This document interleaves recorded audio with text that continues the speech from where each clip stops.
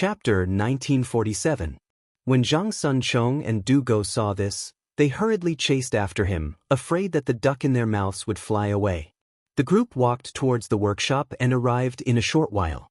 Before they entered the cave, they felt waves of heat. Cheng Chumo felt that the oil on his body was about to be squeezed dry. He opened the hole and glanced inside. Feng Zi, why is it so hot in here? You think it's hot? Zhang Feng glanced behind and smiled. You don't have to come if you don't think it's hot. I didn't force you to come. After he finished speaking, he walked into the cave. Zhang Sunchong glanced at Cheng Chumo and smiled. Tainyo, are you defeated? I told you not to speak when you shouldn't. Are you happy now? After he finished speaking, he walked into the cave as well. Du Go didn't say anything and followed Zhang Sun into the cave. Cheng Chumo was stunned. Did he say something wrong? He only said one sentence of truth? Shaking his head, he could only walk in. The cave was very dry. As soon as they entered the cave, they smelled saltpeter mixed with the smell of various metals. This was the unique smell of the workshop and was also a symbol of the workshop. As they walked further in, they heard the sound of metal colliding. It was like a musical movement, singing and dancing for the workers inside. The deeper they went, the higher the temperature. They felt that their clothes were about to be dried by the heat. Finally, the group passed through the tunnel and their eyes suddenly opened up. This was like a small world. The surrounding walls had all been mined, chiseled into an oval-shaped world. There were many small holes in the middle, and an oil lamp was placed in each hole, illuminating the entire mine very clearly. Below, a group of workers were holding metal hammers and hammering some kind of weapon. From time to time, they would put the weapon in the furnace to quench it. Then they would take it out and put it in the water. Then they would examine it carefully. Just like that, they repeatedly hammered, quenched and quenched. They kept repeating the same process.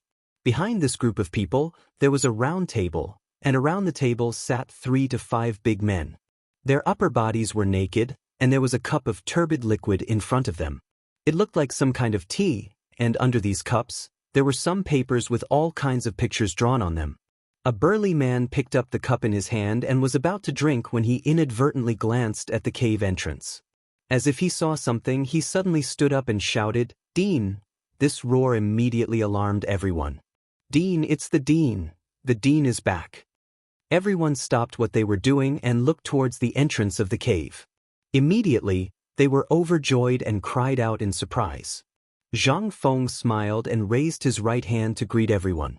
"Thank you for your hard work." After saying that, he slowly walked down.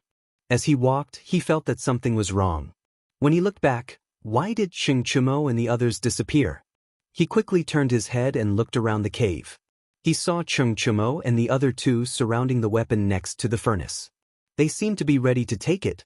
The corners of Zhang Feng's mouth curled up. Now that these fellows were interested in weapons, they might forget about the heavy armor later. However, he couldn't act so indifferent, or else these fellows would really think that they could take anything. Thus, he hurriedly stepped forward and shouted, "Stop, what are you doing?" Clang! Cheng Chumo was shocked and the Mitsubishi military knife in his hand fell to the ground. He turned to look at Zhang Feng and said angrily, "Fengzi, what are you doing? You scared me." After saying that, he picked up the Mitsubishi military knife in his hand and looked at it excitedly. How could Zhang Feng let him take it so easily? He went forward and snatched it. "Iron Bull, the things in here are treasures. You can't touch them." Cheng Chumo's mouth twitched. He was a little unhappy. What treasures? It's not like Lao Tzu hasn't seen them before. As soon as he said that, a cry of surprise sounded. "What's this?" Zhang Feng looked in the direction of the voice and saw Zhang Sun playing with a gun. He quickly went forward, but this time he didn't stop the others from admiring it. Instead, he smiled proudly. "This is a gun. You guys haven't seen it before, right?" These people had never seen a gun before. It could perfectly attract their attention. As expected, Cheng Chumo and Du Go's eyes were all attracted. They looked at the slender thing in a daze. Zhang Feng crossed his arms and said proudly, "This is a good thing that I just developed. Most people haven't seen it before. As long as you have this thing, 1 against 10 won't be a problem. You guys are lucky today. Take it and have a look. He wasn't worried that these guys would be in any danger because this gun was just a gun barrel. It was just a model. There was nothing else installed on it, so it couldn't hurt people. However, Xianxia and the other two didn't know that. They only heard that 1 against 10 and instantly became very interested in this thing. They kept playing with it in their hands and kept laughing. However, they couldn't laugh anymore. Chapter 1948. This was because they had discovered a problem. This thing was so thin and long. How could it fight against 10 people at once? Was it supposed to stab the enemy to death? That was obviously impossible. They kept trying it in their hands, but it didn't work no matter how hard they tried. Thus, Xianxia looked at Zhang Feng with a puzzled expression. Feng, how do you use this thing? Are you trying to fool us? Zhang Feng's expression changed. He was a little dissatisfied. Why would I fool you? What's the use of it? Seriously. Then why don't you show us how to use it? Xianxia handed the gun to Zhang Feng as if it was a matter of course. Zhang Feng obviously couldn't let these guys look down on him. But this gun had nothing. How could it be used? But seeing the doubtful eyes of these guys, he still took the gun. Just as he was about to explain, a shout came from not far away. Dean! Zhang Feng was delighted. He naturally knew that it was Arkinon's voice. His savior was here. He turned around and saw Arkinon standing in front of him. He looked at Zhang Feng with a surprised expression. Dean, when did you come back? Zhang Feng smiled. I just came back a few days ago. Arkinon looked around at Zhang Feng and smiled. It's good that you're not injured. We were worried sick when you went missing. Many of our brothers were even preparing to go down the mountain to look for you. Zhang Feng smiled and glanced at the people in the cave. Brothers, thank you for your hard work. Then he looked at Arkinon. Thank you for your hard work. How's the thing I asked you to research going? Before he left, he had asked Arkinon to complete the gun. This time, he was looking for something for Xianxia and the others. He was also checking on Arkinon's homework.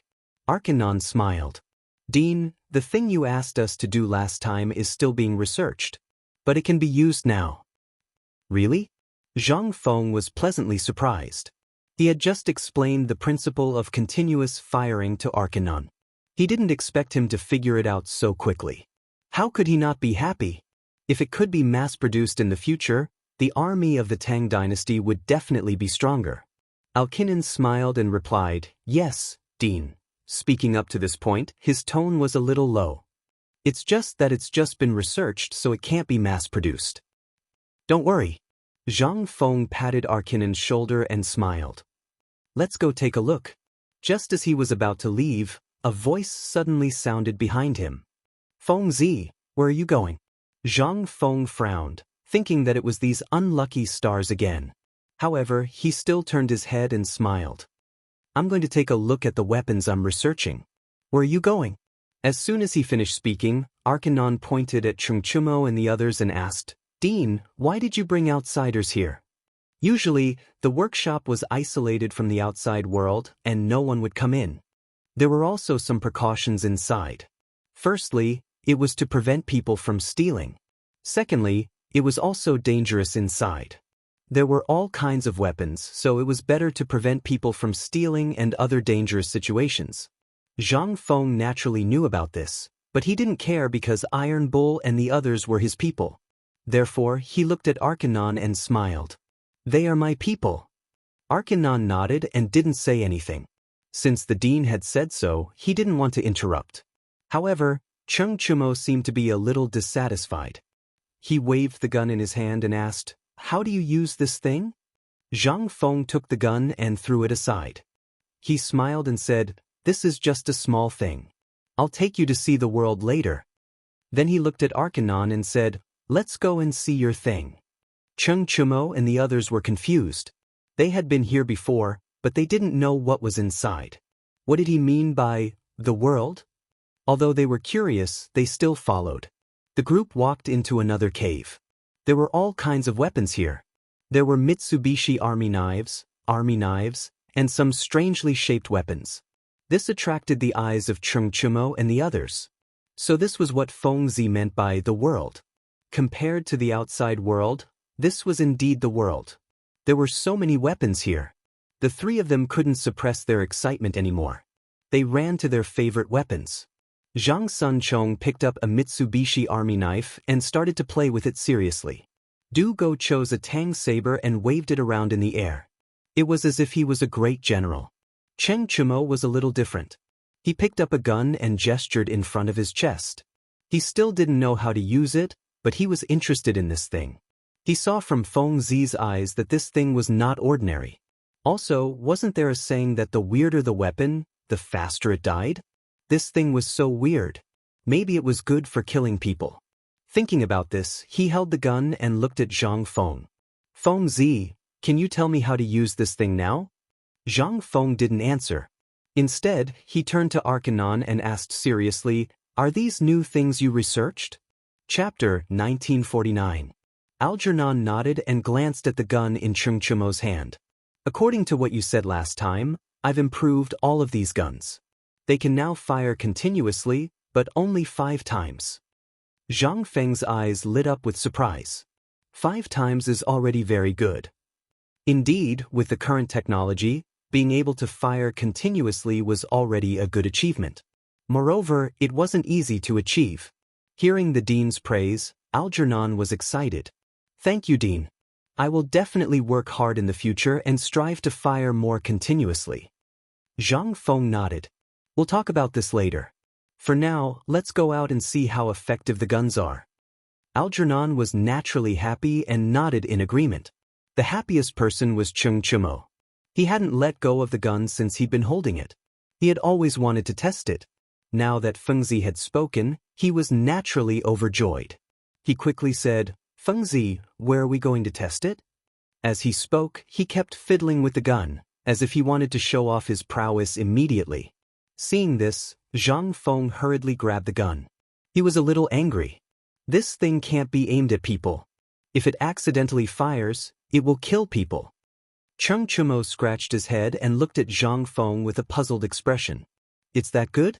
You're not bragging, are you? Bragging your ass. Zhang Feng picked up the gun and rebuked Cheng Chumo. He said angrily, does Lao Tzu look like he's joking with you? After saying this, he didn't wait for Algernon's reaction. He turned to Zhang Sun and the other two and said, Hey, you two, stop fooling around. Let's talk when we get out. Zhang Sun and the other two had no choice but to stop what they were doing and look at Zhang Feng with disappointment. Zhang Feng turned to Algernon and smiled. Get the guns and this and this. As long as it's empty, move it to the back of the mountain. Let's go practice. Algernon nodded, turned around, and walked out of the door. After a while, a few big men came in. They first greeted Zhang Feng, then went to carry all kinds of weapons. Zhang Feng didn't say much. He turned around and walked towards the door. Cheng Chumo and the others quickly followed him. At the back of the mountain, various weapons were placed on the ground. Cheng Chumo still chose his favorite gun. He waved it majestically and said, Feng Zi, can we begin now? Zhang Feng ignored him. He turned to look at Arcanon and said, just like before, put up 3 signs with circles on them. Algernon nodded and whispered a few words to the people around him. A moment later, the sign was set up. Zhang Feng turned his head and looked at Cheng Chumo and the others. Weren't you interested in the gun just now? Now that I've prepared everything for you, choose one for yourselves and get ready. After that, he looked at Algernon and said, teach these guys how to use it. In fact, he didn't want Cheng Chumo to play with guns. After all, these guys didn't hold back. However, when he thought about the heavy armor, he had to bear with it. Now that these guys were interested in the gun, they might forget about the heavy armor later. Sure enough, the moment Zhang Sunchong and the others got their hands on the guns, they couldn't bear to put them down, as if they were their own treasures. Coupled with Algernon's teaching, their interest was greatly increased, and they all raised their guns to try it out. Zhang Feng didn't want to be outdone. Algernon had just modified the gun, so he had to try it out. He picked up the gun and loaded a few bullets. Then, he aimed at the target and narrowed his eyes. He aligned the gun with the gun's muzzle and the bull's eye. This time, he felt better than last time. The straight line was much clearer, and the gun was thicker than last time. It was obvious that some other material had been added. As for what it was, he didn't know. He would have to ask Algernon later. Without thinking too much, he put his finger on the trigger and pulled lightly. Immediately, a tongue of flame shot out and the target shook slightly. Why is there no smoke this time?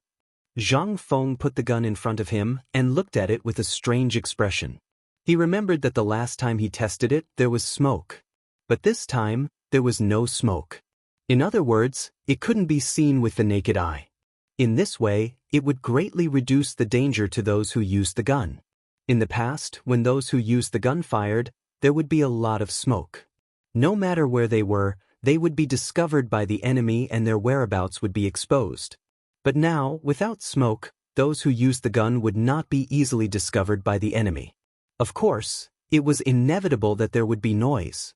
But in general, it was much safer this way. In this case, wouldn't it be possible to secretly kill the enemy?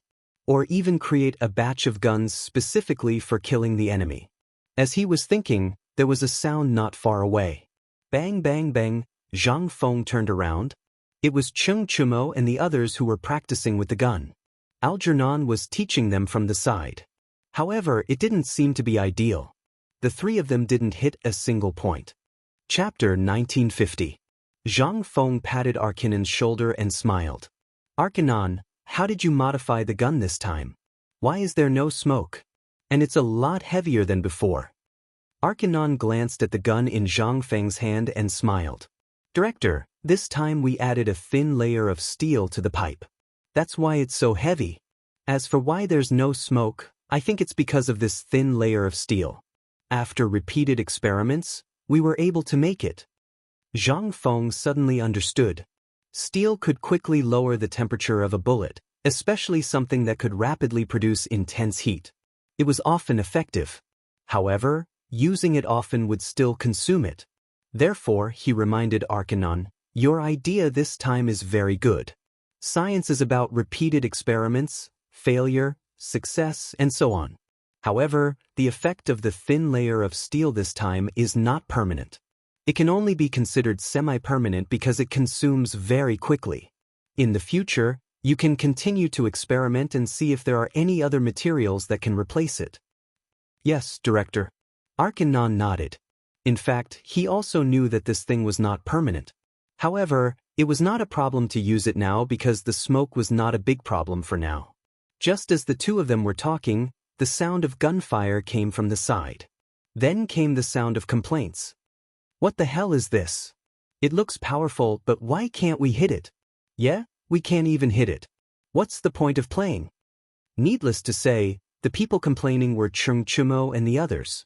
Zhang Feng turned to Cheng Chumo and found it funny. How can you not blame others for not hitting it? Hearing this, Cheng Chumo was not happy.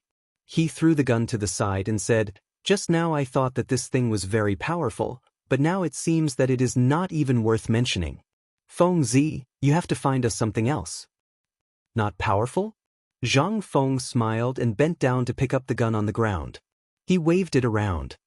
You guys have eyes but can't see. How dare you say this thing is not powerful? Lao Tzu will show you today. After saying that, he raised the gun and pointed it at the target. With a snap of his fingers, the steel ball shot out and the target shook violently. Cheng Chumo's disdainful expression froze.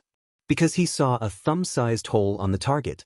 White smoke was still rising from the hole, and there was no sloppiness at all as the hole was directly pierced through.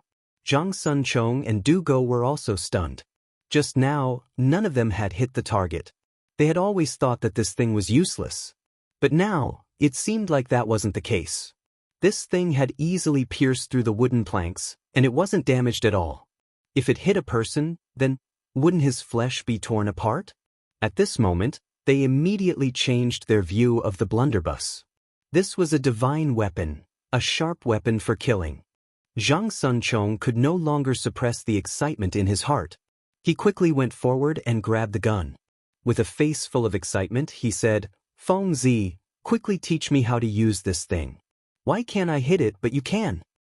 That's right. Feng Zi, tell us quickly.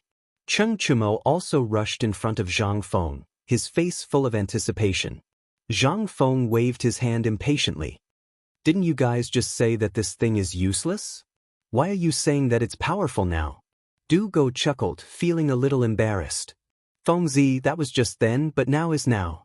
We've seen you display your invincible might, and right now, our admiration for you is like a torrential river. Don't tell me you want to refuse? The corner of Zhang Feng's mouth twitched. This guy had some martial arts, and even knew how to flatter people. But why did it feel like he had heard these words before? It wasn't bad. Thinking about this, he raised his head and said proudly, seeing that you guys respect me, I'll reluctantly teach you guys a few moves. Du Go frowned. He thought to himself, you really think you're something? However, he still had a smile on his face. Fengzi, hurry up. Don't dawdle here. Zhang Feng rolled his eyes at Du Go and placed the gun on his shoulder. He then looked at the crowd and said, watch carefully. I'll show you once. With that, he squinted his eyes and looked at the crosshair. He aimed at the target and pulled the trigger. A burst of flame spewed out, and the target shook. Cheng Chumo's eyes widened in disbelief. Because he had fired more than 5 times, but none of them had hit. How did Fengzi hit the target with just one shot? This was a bit amazing. Could this guy be a sharpshooter? Zhang Sun and Du Go also looked at Zhang Feng with a strange expression. The two of them had just fired and deeply understood how difficult it was to hit this thing. Even the aiming finger was shaking non-stop, but Madman actually hit the target with every shot? Could this guy be a freak? Actually, Zhang Feng also didn't think that he could hit it. Just now, instead of saying that he was demonstrating, it was more accurate to say that he was angered. They actually said that the gun wasn't powerful? Now that he hit it, it was a bit hard to believe. Actually, his hitting was closely related to his previous practice. Previously, every time Algernon improved, he would call him over to experiment. Over time, this kind of effect had been achieved, but he didn't know it. Chapter 1951. Cheng Chumo looked at the target, then turned to look at Zhang Feng. He said in surprise, Fengzi, you're so good. Although he didn't want to admit it, he still said it subconsciously. Zhang Feng naturally liked to hear these words. He smiled and said, of course. You can be like me if you practice more. After saying that, he handed the gun to Cheng Chumo and let him practice. Cheng Chumo took the gun and was overjoyed. It was as if he had mastered the trick. Zhang Sun had other thoughts in his mind. Since the gun was so powerful, it would definitely injure or kill people if it hit them. It would be a little scary if this thing leaked out. What if it hit him? What should he do? He didn't even dare to think about it. It would be perfect if he had a piece of armor that could defend against it. Thinking about it, he looked at Zhang Feng and asked expectantly, Fengzi, your gun is so powerful. Is there anything that can restrain it? For example, armor or something like that? Something that could restrain it? Zhang Feng frowned. He didn't think so much when he was researching this thing. And he didn't need it. However, this fellow's words reminded him of something. If he needed to defend himself in the future, or if the gun leaked out, it would be bad for him. With that thought in mind, he looked at Alkinnon and asked with a serious expression, Alkinnon, have you ever thought about this? Arkanon naturally heard Jiang Xuan's words. He thought for a moment and said, Dean, have you forgotten? You made something like armor and made it into a special combat suit. It's bulletproof. But I don't know if the improved gun can defend against it. Zhang Feng seemed to remember something. He had made a special combat suit before, but it had been a long time. He didn't know how effective it was against guns. Thinking of this, he quickly asked, Arkanon, do you still have a special combat suit? Arkanon nodded. The dean left a lot of them in the workshop. Zhang Feng thought for a moment and immediately said, take out all the special combat suits immediately. Let's test them and see if they can defend against the firearms this time. Algernon nodded. He turned around and said a few words to the big man beside him. The big man turned around and walked into the cave. After a while, he came back with a pile of clothes that looked like armor. Zhang Feng knew that this was the special combat uniform from back then. He hurriedly went forward to take one and weighed it in his hand. It seemed to weigh about a few kilograms, and the inside was very thick. It was all steel plates. He handed the special combat suit to Arkanon and said seriously, Arkanon, tie this special combat suit to the tree. Right now, the special combat uniform was still in its previous configuration. It was hard to say if it could defend against the current firearms. Before the results of the experiment were out, they definitely couldn't experiment on humans. Tying them to a tree was the safest method. Arkanon understood. He led his men to tie the special combat suit to the tree. Seeing this, Zhang Feng looked at Chungchumo and the others. He smiled and said, "Now I'll give you a chance to practice shooting. Let's see who can hit the clothes on the tree." "There's no reward for hitting it?" Chungchumo asked shamelessly. "How dare you ask?" Zhang Feng looked at Chungchumo unhappily and snorted. "I let you hit it so you can practice. You want to ask me for something? If you don't want to hit it, Lao Tzu will find some people. Anyway, there's no shortage of people here. Hit it. I didn't say I'm not hitting." Chungchumo laughed and hurriedly gave Zhang Sun and the others a look. Zhang Sun and the others were smart.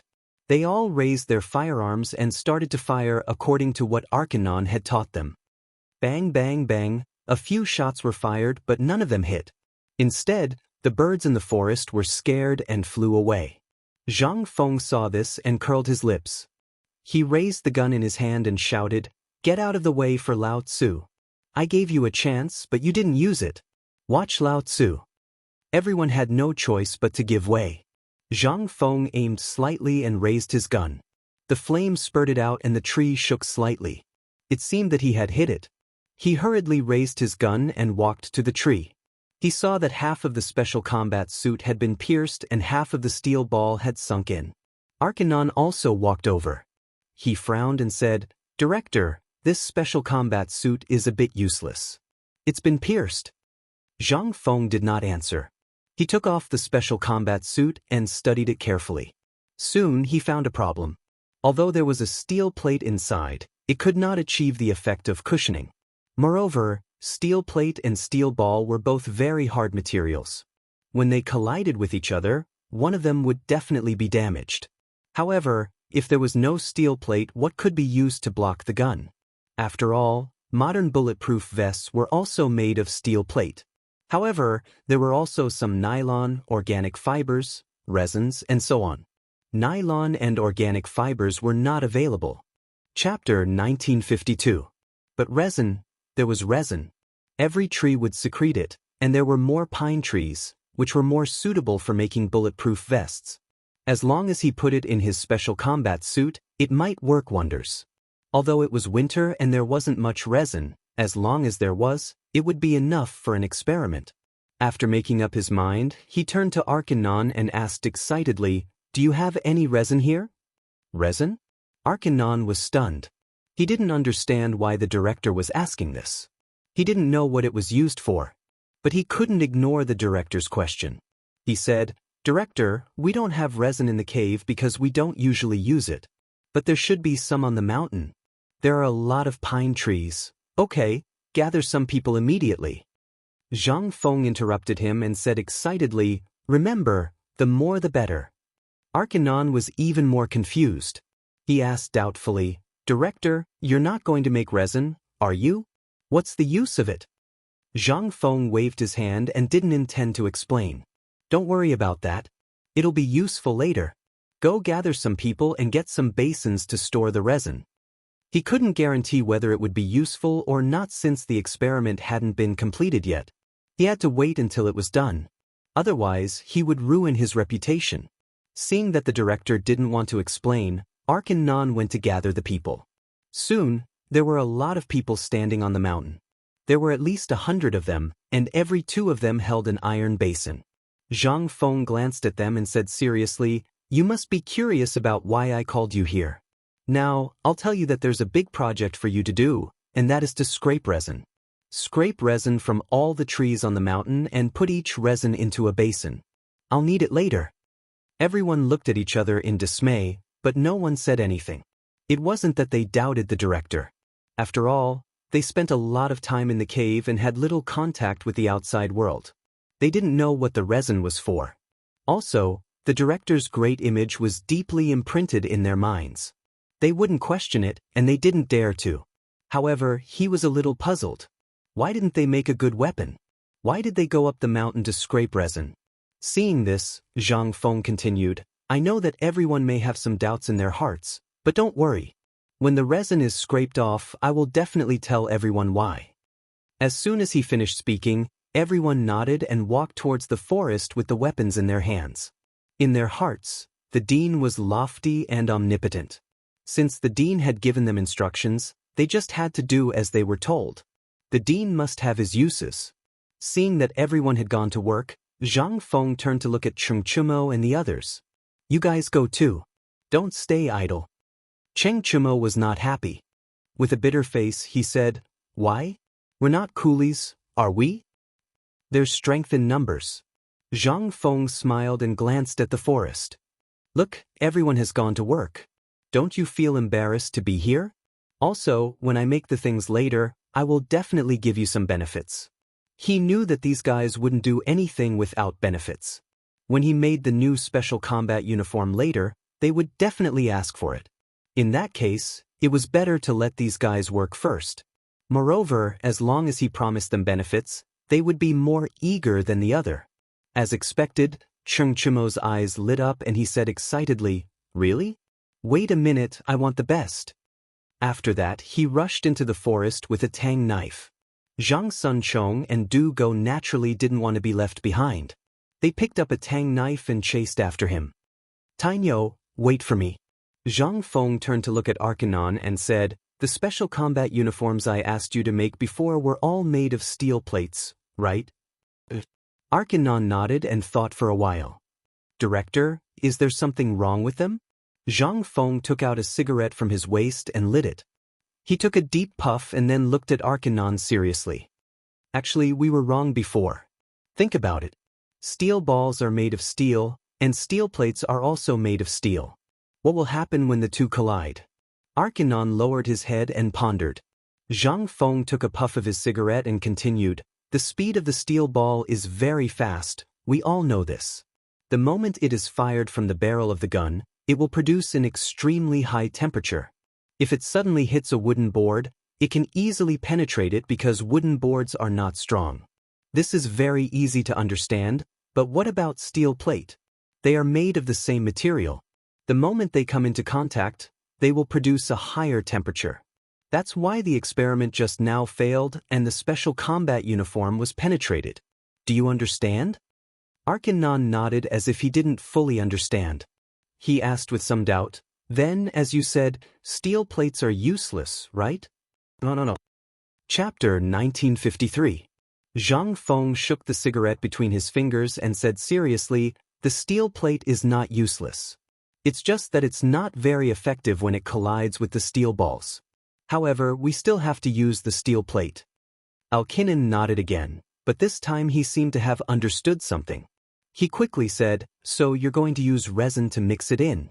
Zhang Feng smiled with satisfaction. Yes, resin has a softening effect, especially when it has a tendency to flow under the influence of external forces. When you punch it, you won't be able to exert any force at all. For example, if a steel ball moves very fast and can cause great damage to anything, it may not be the same for resin.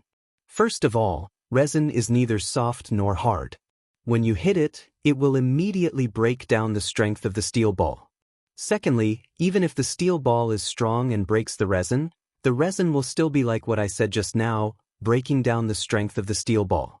Moreover, there is a steel plate behind the resin. In this way, the safety factor of the special combat suit can be greatly improved. Alkinen nodded and lowered his head to digest what the director had said. Dorush, take it slow. Zhang Feng smiled and said, I just thought of this thing. You'll know the effect when it's done. As soon as he finished speaking, Cheng Chumo and the others ran over with a basin in their hands. Inside the basin was a yellow, sticky substance. It was the resin. Alkinen looked at the basin and frowned. Director, is this the resin you were talking about? Although he had seen resin hanging on trees before, he had never seen such a large basin. Moreover, it was collected. It looked a little strange. Zhang Feng nodded with satisfaction. That's right. This is the resin I was talking about. Then he looked at Cheng Chumo. What tree's resin is this? Every tree's resin had a different effect and usage, so it had to be distinguished. Cheng Chumo scratched his head and looked at Zhang Sun. What kind of resin is this? Pine resin. Zhang Sun rolled his eyes at Cheng Chumo. Oh yes, it's pine resin. Cheng Chumo quickly looked at Zhang Feng and smiled. It's pine resin. Zhang Feng nodded and said to Arkanan, when the others come back, tell them to bring the resin to the cave. We'll go back and do the experiment first.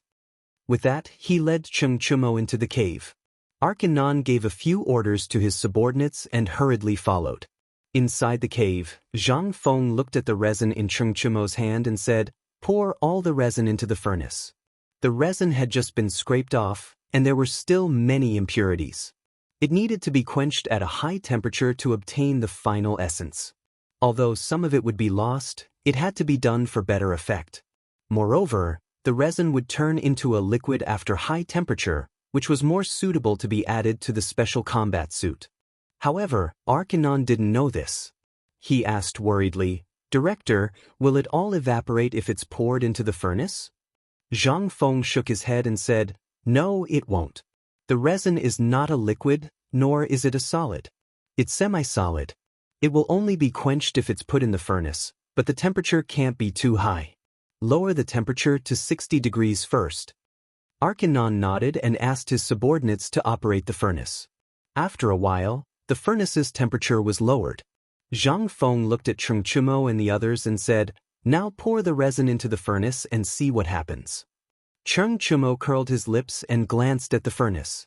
He felt the heat before he even got close. How could he pour it? He looked at Zhang Feng reluctantly, but Zhang Feng gave him a cold look.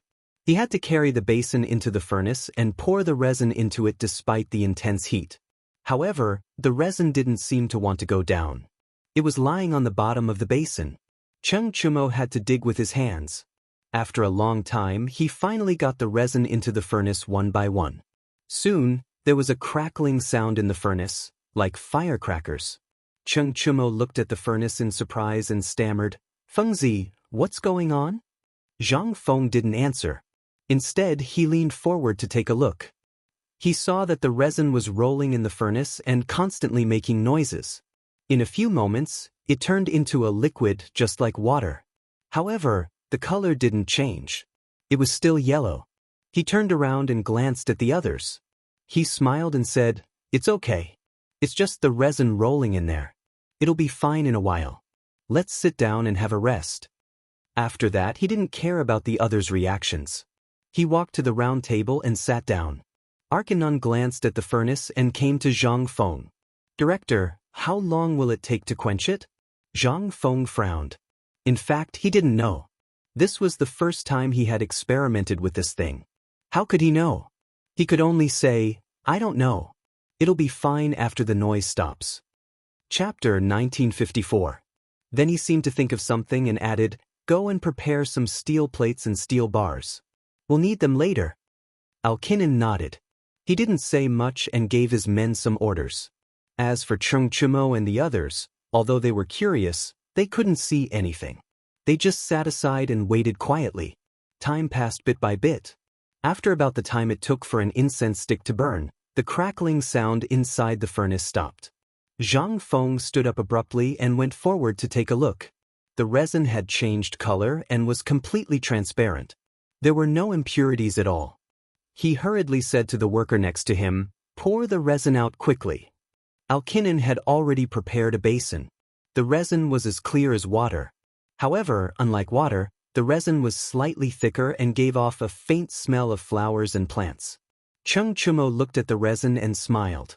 This thing was yellow just now. Now it's white. How amazing! Zhang Feng didn't pay any attention to this guy's nonsense. Instead, he looked at Arkanan and said solemnly, take out the steel plate and put it in the resin. You must soak it in. Alkinen nodded. He also understood the importance of this matter. He hurriedly took out the steel plates and put them in the resin without saying anything. Soon, the resin covered the steel plates. Zhang Feng hurriedly said, take it out quickly. Otherwise, the resin will dry up. Alkinen hurriedly took out a steel bar and put it in the resin. He tried to pick up the steel plates, but they were too heavy. No matter how hard he tried, he couldn't pick them up. Zhang Feng was anxious. He hurriedly waved to Chengchumo and said, Tai Nyo, come and help. Otherwise, it will be over soon. Chengchumo didn't intend to help at first, but seeing Feng Zi so anxious, he went forward. He was strong. He took the steel bar and picked up the steel plates with a little force. Zhang Feng hurriedly said, put the steel plates aside to dry. Chengchumo nodded his head and put the steel plate aside before giving up. Zhang Feng squatted down and looked at the steel plate. It seemed to be coated with a thin film. It was wet, slippery, and elastic. He immediately understood that the experiment was a success. He quickly turned to Arcanon and said with a look of surprise, continue to put in the steel plate until all the resin is used up. Alkinen nodded and put down the steel plates beside him. He repeated the process until all the steel plates were covered with resin. Alkinen and Chengchumo did not stop until all the steel plates were covered with resin. Zhang Feng glanced at the neatly arranged steel plates. There were about 50 of them, which was enough to make 20 special combat suits. Thinking about it, he turned to Arcanon and asked, how much resin do we have left? Arcanon thought for a moment and replied, about 5 more pots. Zhang Feng nodded. Pour all the resin into the furnace. Then take out the cloth for the special combat suit. Let's start. The cloth for the special combat suit was different from the traditional ones. It was soaked in plant sap to increase the fiber of the cloth. It could also dye the special combat suit and conceal it. Arcanon said a few words to his subordinates and they quickly brought the cloth over. Zhang Feng touched the cloth. It was indeed stronger. He looked at Chengchumo and the others. Don't just stand there. Come and help. Then he handed the other end of the cloth to Chengchumo. He cut along the thread and a large piece of cloth was cut off. Cover the steel plate with this cloth. Zhang Feng handed the cloth to Chengchumo and ordered. Chengchumo nodded and covered the steel plate with the cloth. Then he looked at Zhang Feng. Now what? Put the steel plate in the pot. Zhang Feng pointed at the pot beside him. Then he looked at Arcanon and said seriously, pour the resin out of the furnace onto the cloth. Arcanon nodded and ordered the workers to pour the resin onto the cloth. In an instant, the cloth shrank and covered the steel plate perfectly. There was no gap. The surface of the cloth was covered with a layer of resin. If one didn't look carefully, they wouldn't be able to see it. Arcanon looked at the steel plate. Then he looked at Zhang Feng with a strange expression. Director, it's done. Zhang Feng crossed his arms and looked at the steel plate seriously. He thought for a moment and said, were there any other steps to make the special combat suit? Arcanon shook his head. Just put 2 steel plates and it took shape. Then it's done. Zhang Feng nodded slightly and said seriously, now we just have to wait for the resin to cool down. Then we can start the experiment. After he finished speaking, he casually found a stool and sat down. He took out a cigarette from his waist, lit it with a lighter, and started smoking with a satisfied expression. Seeing this, Chengchumo and the others also came over and said with a smile, Feng Zi, give us one too. Chapter 1955. They hadn't smoked since they came to the academy. Now that they saw Feng Zi smoking, they craved for it. Zhang Feng also understood that these guys were probably addicted to smoking. He smiled and took out 3 cigarettes from his waist and threw them to the 3 of them. Chengchumo took out a lighter from his waist. The 3 of them huddled together like a group of drug addicts. Of course, Algernon didn't have such hobbies. He squatted in front of the steel plate and felt that the temperature was about right. He touched it with his hand. As expected, the temperature had dropped. He quickly turned to Zhang Feng and said, Director, the temperature has dropped. Hearing this, Zhang Feng threw away the cigarette in his hand and stood up abruptly. He touched the steel plate and couldn't help smiling. It's not as fast as this thing. Then he looked at Algernon and said, Take it out and get ready for the experiment. Algernon nodded, picked up the special combat suit and walked out of the door. Chengchumo hurried to follow him. At the back of the mountain, Zhang Feng looked at the special combat suit in Algernon's hand and said with a smile, Tie it to the tree. Let's start. Algernon nodded and tied the special combat suit to the tree. Now I'll give you a chance. Shoot that suit. How about it? Zhang Feng turned to Chengchumo and the others and smiled. Chengchumo and Zhang Sun looked at each other and didn't say anything. They knew that it was a practice and there was no harm in it. So they took out their guns and started to aim. Bang, bang, bang. After 3 shots, the tree only shook a little. It seemed that only one of the shots hit the target. Zhang Feng didn't care who hit the tree. He strode forward and saw a steel ball scattered on the ground. The special combat suit on the tree only had some marks, but it didn't crack. He quickly took off his special combat uniform and checked it in his hands. Sure enough, the effect was much better than before. There were only some marks left, and there was no damage at all. Arkanon also bent down and looked at it carefully. He said in surprise, "Director, your method is really effective. This special combat suit not only blocked the steel balls, but also didn't get hurt." Zhang Feng nodded and stroked the marks on the special combat uniform. He smiled and said, "This method needs to be widely promoted." At this point he frowned. "It's just that the resin alone isn't good enough. If you have other things in the future, you can try adding a little more." Algernon nodded. Suddenly he thought of something. "This special combat suit is so effective. I wonder how it will look on a human. Wearing it on a human body?" Zhang Feng raised his eyebrows. He hadn't tested this yet, so he didn't know what would happen. He had already tested it on a tree, but humans and trees were different after all.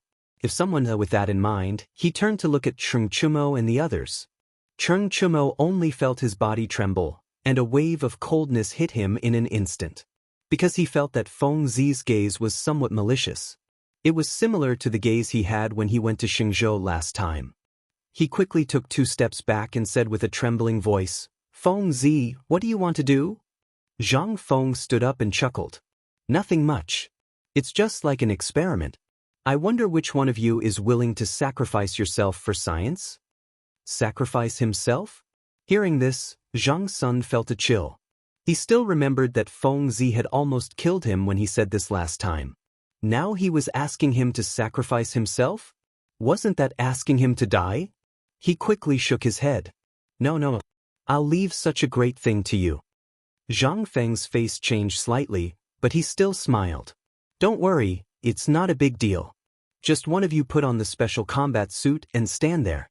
Nothing will happen." Sure enough, it was like this. Dugo's legs were a little weak. Just now, he had already guessed that this Feng Zi was crazy. He wanted him to be the target. If he didn't pay attention and missed, wouldn't he die? He had personally used the gun just now. Although he didn't hit the target, he could see the power. If he hit a fatal spot, he would definitely die. How could he go? He quickly waved his hand. No, I'm not going." Zhang Feng's face completely changed. He frowned and said angrily, "You bastards, when we went up the mountain, all of you ran faster than me and insisted on some benefits. Now I'm asking you to do an experiment and you're refusing. Are you itching for a beating again?" Cheng Chumo's face was bitter. When they went up the mountain, they didn't say that they were going to do such a deadly experiment. Why was he blamed now? He quickly explained, "Feng Zi, you're wrong. You didn't say it when we went up the mountain. Now that we're here, you don't admit it. How can there be people like you?" "Yes, Feng Zi, you're not kind." Zhang Sun hugged Cheng Chumo, his legs trembling. Dugo also had a look of reluctance. He hugged Zhang Sun and shouted at Zhang Feng, "Feng Zi, you're a little unreasonable. We're people, not trees. If you want to do an experiment, are there not enough trees for you to shoot?"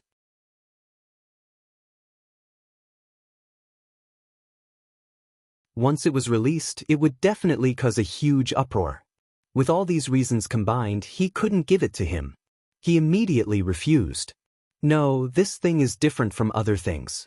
I can't give it to you. You can choose other weapons." "Other weapons?" Cheng Chumo frowned and glanced at the other weapons on the ground. The Mitsubishi Army knife. He had played with it before. There was nothing good about it. The Tang knife was no good either. The Mo knife was even worse. After looking around for a while, he still couldn't find a single one that caught his eye. He frowned and said with some dissatisfaction, "Feng Zi, are you trying to send me off with these toys? None of them caught my eye. I just want your gun. Are you going to give it to me or not? If you give it to me, Lao Tzu will immediately wear it and stand neatly for you. You can fight however you want, as long as you leave some descendants for the Qin family." Zhang Feng was stumped. The gun was so powerful. It was absolutely impossible to give it to this guy. Otherwise, Chang and city would be turned upside down in less than 3 days. The entire Qin family would be finished. However, if he didn't give the gun, he wouldn't be interested in the other things. What should he do? Should he make a composite bow for this guy? A composite bow and a gun had the same effect. Moreover, for Iron Bull, a composite bow was better than a gun. He just didn't know if this guy could accept it. With that thought, he looked at Chungchumo and said with a smile, "Iron Bull, it's not that I don't want to give you the gun, but this thing is too powerful. If you take it, what if it goes off and you kill someone? What if you kill a noble? What about the Qin family?" Hearing this, Chungchumo fell silent. It wasn't Zhang Feng's words that convinced him. It was because he remembered something. If he brought the gun home, the heartless old Qing would definitely confiscate it. Moreover, old Qing had a group of brothers, such as Uncle Yuqi and Uncle Qin. They were all famous people. If they saw that he had such a treasure, wouldn't they snatch it? Chapter 1957.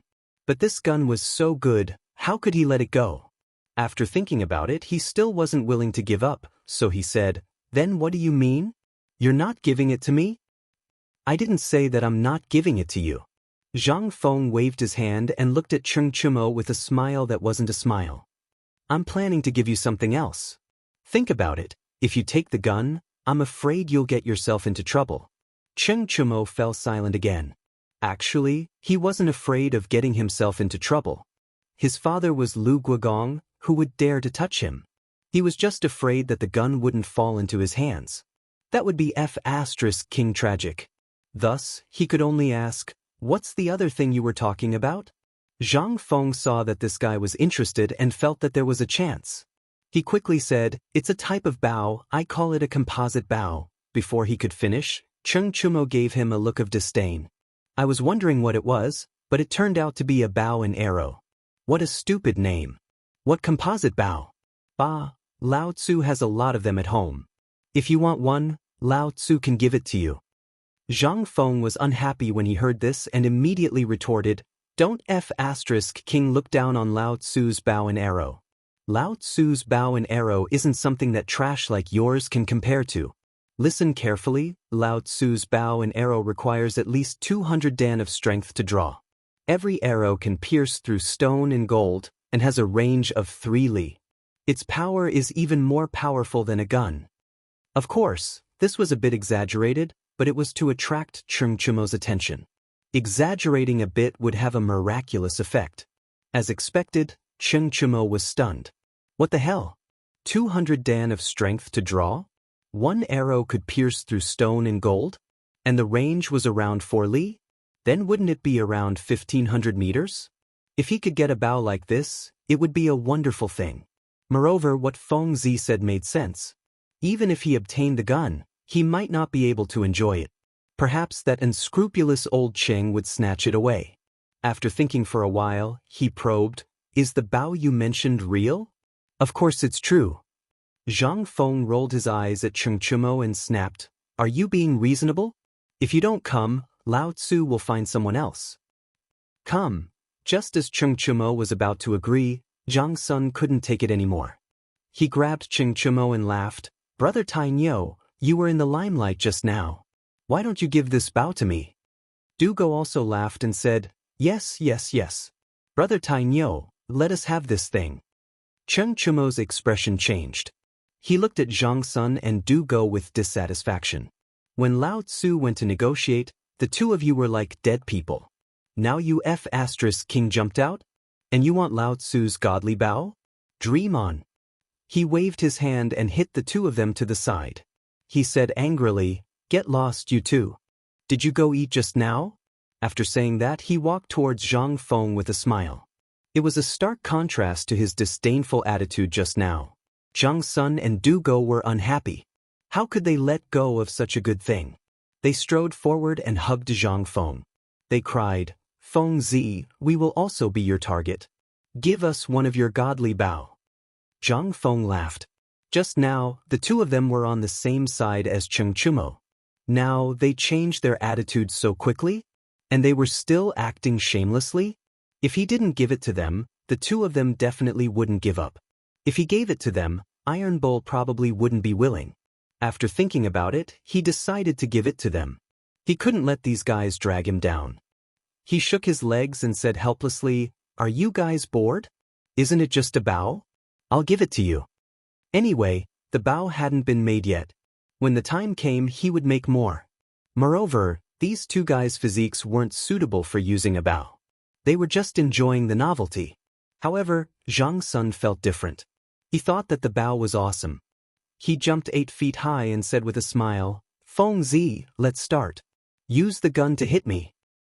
Hit me first, hit me first." Chen Chumo pushed Zhang Sun away.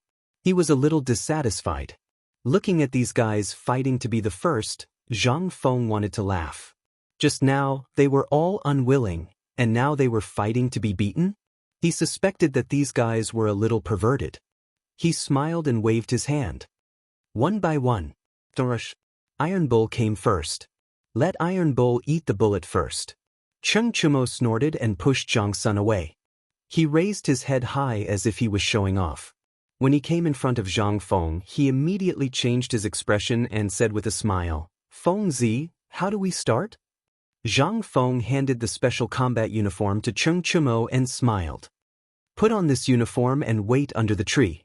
After saying that, he seemed to have thought of something and reminded him, "It's best to close your eyes. Otherwise, you'll be scared." Chen Chumo didn't think too much. He put on the special combat uniform and strode to the tree. Now, he only remembered the bow. Everything else had been thrown to the back of his mind. Chapter 1958. After standing still, he shouted excitedly at Zhang Feng, "Feng Zi, you can start now. Hurry up." Zhang Feng nodded.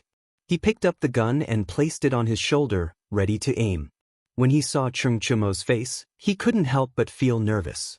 In the past, he had shot a lot of targets, but this was his first time hitting a person. If he missed, then Tang You's life would be gone. However, there was no problem with shooting targets just now. There shouldn't be any problem with shooting people now, right? He tried to comfort himself, but his palms were still sweating. On the other side, Chen Chumo couldn't help but ask when he saw that Zhang Feng hadn't fired yet, "Feng Zi, what are you waiting for? Hurry up." Chen Chumo's words pulled Zhang Feng back from his deep thoughts. He looked carefully, wiped the sweat on his hands, and decided to shoot. There was no way to be nervous. No one had shot anyone before, and he was the same. This time, it was for science. Even if he missed Iron Bull, it was a sacrifice for science. Moreover, he shouldn't miss. Thinking, he narrowed his eyes and looked at the crosshairs and the special combat uniform. He deliberately didn't look at Chen Chumo's face so that he wouldn't be nervous. Sure enough, this method had some effect. His palms weren't sweating anymore. He focused and gently pulled the trigger. A burst of flame spewed out. Chen Chumo screamed and fell back. Zhang Feng was taken aback. He had clearly taken aim. Why did this guy fall to the ground? He quickly stepped forward and picked up Chen Chumo. He glanced around and didn't find any external injuries. Could it be an internal injury? He quickly reached out and checked around, but still didn't find any injuries. Wasn't this thing knocked out by the shock? Thinking of this, he quickly shook Chen Chumo and shouted, "Iron Bull, don't die, Iron Bull." Zhang Sun also rushed over. When he saw Chen Chumo lying on the ground, his expression changed. He couldn't help shouting, "Tang You, what happened to you?" As they spoke, the two of them imitated Zhang Feng and kept shaking Chen Chumo, trying to shake Chen Chumo awake. Chen Chumo didn't know if it was the shaking of the crowd or if he wasn't injured at all. He suddenly sat up, which scared the crowd and made them step back. Zhang Feng pointed at Chen Chumo and asked in a trembling voice, "Iron Bull, what happened to you just now?" Chen Chumo didn't answer immediately. Instead, he rubbed his head as if trying to recall something. After a while, he said, "I think I was hit just now." "Nonsense, would you be lying down if I didn't hit you?" Zhang Feng suddenly stood up and stared at Chen Chumo. "Lao Tzu is asking why you fainted?" Zhang Sun and Du Go also nodded. They were scared by this guy just now, and their legs were still weak. Chen Chumo ignored the crowd and rubbed the back of his head because he felt a little uncomfortable. When he touched it, he felt a sharp pain. He screamed, "Ah, Lao Tzu's head." Zhang Feng hurriedly stepped forward and grabbed the back of Cheng Chimo's head to take a closer look. It turned out that this fellow had a big bump on his head. It looked like he had bumped into something, but in such an open space, where could he have bumped into? Zhang Feng curiously turned his head to take a look. A tree behind him immediately attracted his attention. The bark on the tree was gone. He instantly understood that Iron Bull had crashed into a tree. He quickly turned his head and said, "Iron Bull, King hit a tree." Cheng Chimo's face was full of question marks. He couldn't believe it. How did he hit a tree? Although he didn't want to believe it, he still turned his head to look. He saw that there were still marks on the tree. He could tell at a glance that he hit it. He suddenly jumped up, pointed at the tree and shouted, "How the F***ck did I hit a tree?" Zhang Sun also reacted at this time. He quickly got up and looked at the back of Cheng Chimo's head, then looked at the tree. He couldn't help but laugh. "Iron Bull, King thought you were dead. So you just hit a tree." Cheng Chimo couldn't stand this guy's ridicule. He slapped Zhang Sun's head and said angrily, "You King are the same now." Zhang Sun was still in a good mood. After being hit, he naturally wasn't happy. He jumped up and wanted to fight back. Zhang Feng saw that the situation was not right and quickly reached out to stop him. "Don't hit him. Do you still want the bow?" After saying that, he didn't care about the other's reaction. He looked at Cheng Chimo and said, "Iron Bull, take off your clothes and let me see." Cheng Chimo said, "Oh." He unwillingly stared at Zhang Sun and took off his clothes. Zhang Feng took the clothes and saw that there was no damage. It was almost the same as before. However, he had already guessed this result. After all, Iron Bull was completely fine.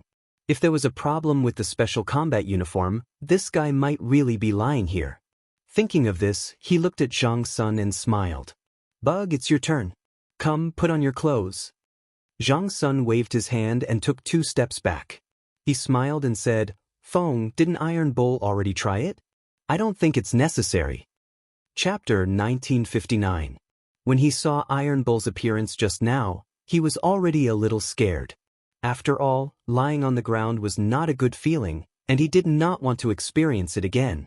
However, Zhang Feng did not agree. He stared at Zhang Sun and shouted, "Damn it, weren't you very enthusiastic just now? Why are you so scared now? Are you still a man?"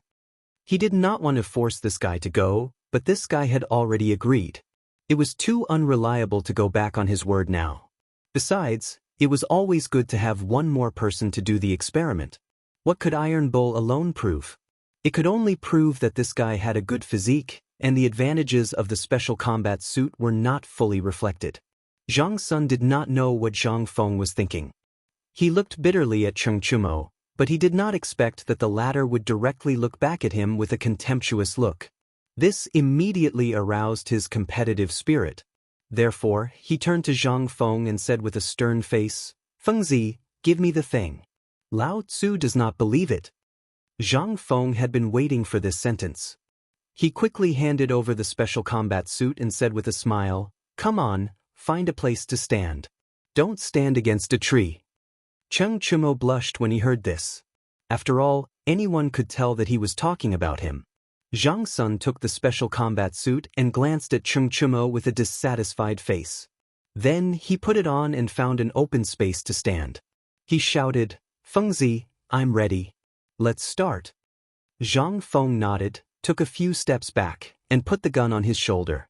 This time, he was not as nervous as before. After all, he had some experience. He aimed at Zhang Sun's special combat suit and raised his hand to shoot. Bang! Bang! Zhang Sun obviously took 2 steps back, but he did not fall down this time. He touched the special combat suit in front of him and did not feel anything unusual. He shouted, "Fengzi, it's okay." Hearing the sound, Zhang Feng was also delighted. He hurriedly strode forward and checked carefully. Indeed, he did not find any new injuries. This was enough to prove that there was no problem with his special combat uniform. Even a skinny person like Zhang Sunchong could defend against firearms wearing it. He smiled and said, "Bug, you don't feel uncomfortable, do you?" Although he didn't seem to have any problems on the surface, he still had to ask. Otherwise, what would he do if he suffered internal injuries in the future? Not Xianxia thought of Zhang Xuan's nonchalant look. He took off his special combat uniform and said with a smile, "No problem." Zhang Feng nodded. He just needed to make sure that this guy was fine. Then he looked at Dugo. "Debing, it's your turn now." Dugo was originally afraid. But seeing that Zhang Sunchong was fine, he thought that he would be fine too. He took the special combat uniform from Zhang Sunchong's hand and smiled at Zhang Feng. "No problem, come on." After saying that, he stood at the position where Zhang Sunchong was standing just now. His face was full of righteousness, as if he was going to sacrifice himself for science. Zhang Feng nodded and took 2 steps back. Then he aimed and pulled the trigger. A burst of flame spewed out. Dugo took 2 steps back and touched the special combat uniform in front of him. Seeing that there was no problem, he shouted, "Fengzi, I'm fine too."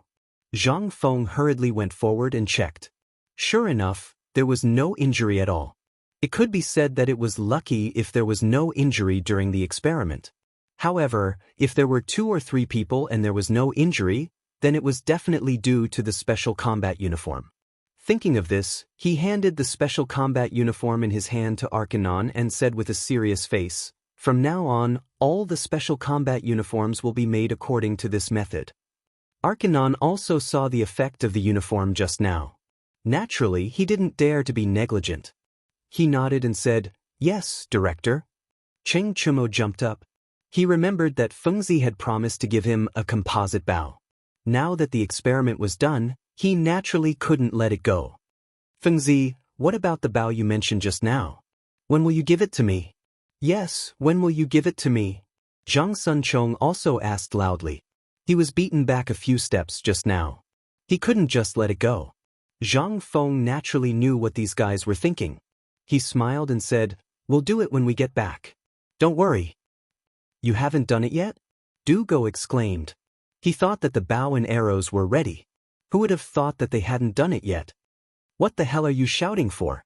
Zhang Feng rolled his eyes at Dugo. "Lao Tzu didn't say that he wouldn't give it to you. We'll do it when we get back." It was a good thing that these guys were interested in the composite bow. At least they wouldn't pester him for heavy armor and light cavalry. At worst, he could make some to whet their appetites. Cheng Chumo and the others were a little unhappy when they heard that they hadn't done it yet. However, when they heard that they were going to do it immediately, they couldn't help but be excited. "Fengzi, hurry up." Zhang Feng nodded. He called Arcanon and the others and walked into the cave. Cheng Chumo and the others naturally followed closely behind. Chapter 1960. As soon as they returned to the cave, Cheng Chumo couldn't wait to urge Zhang Feng. "Fengzi, can we start now? What can we do for you?"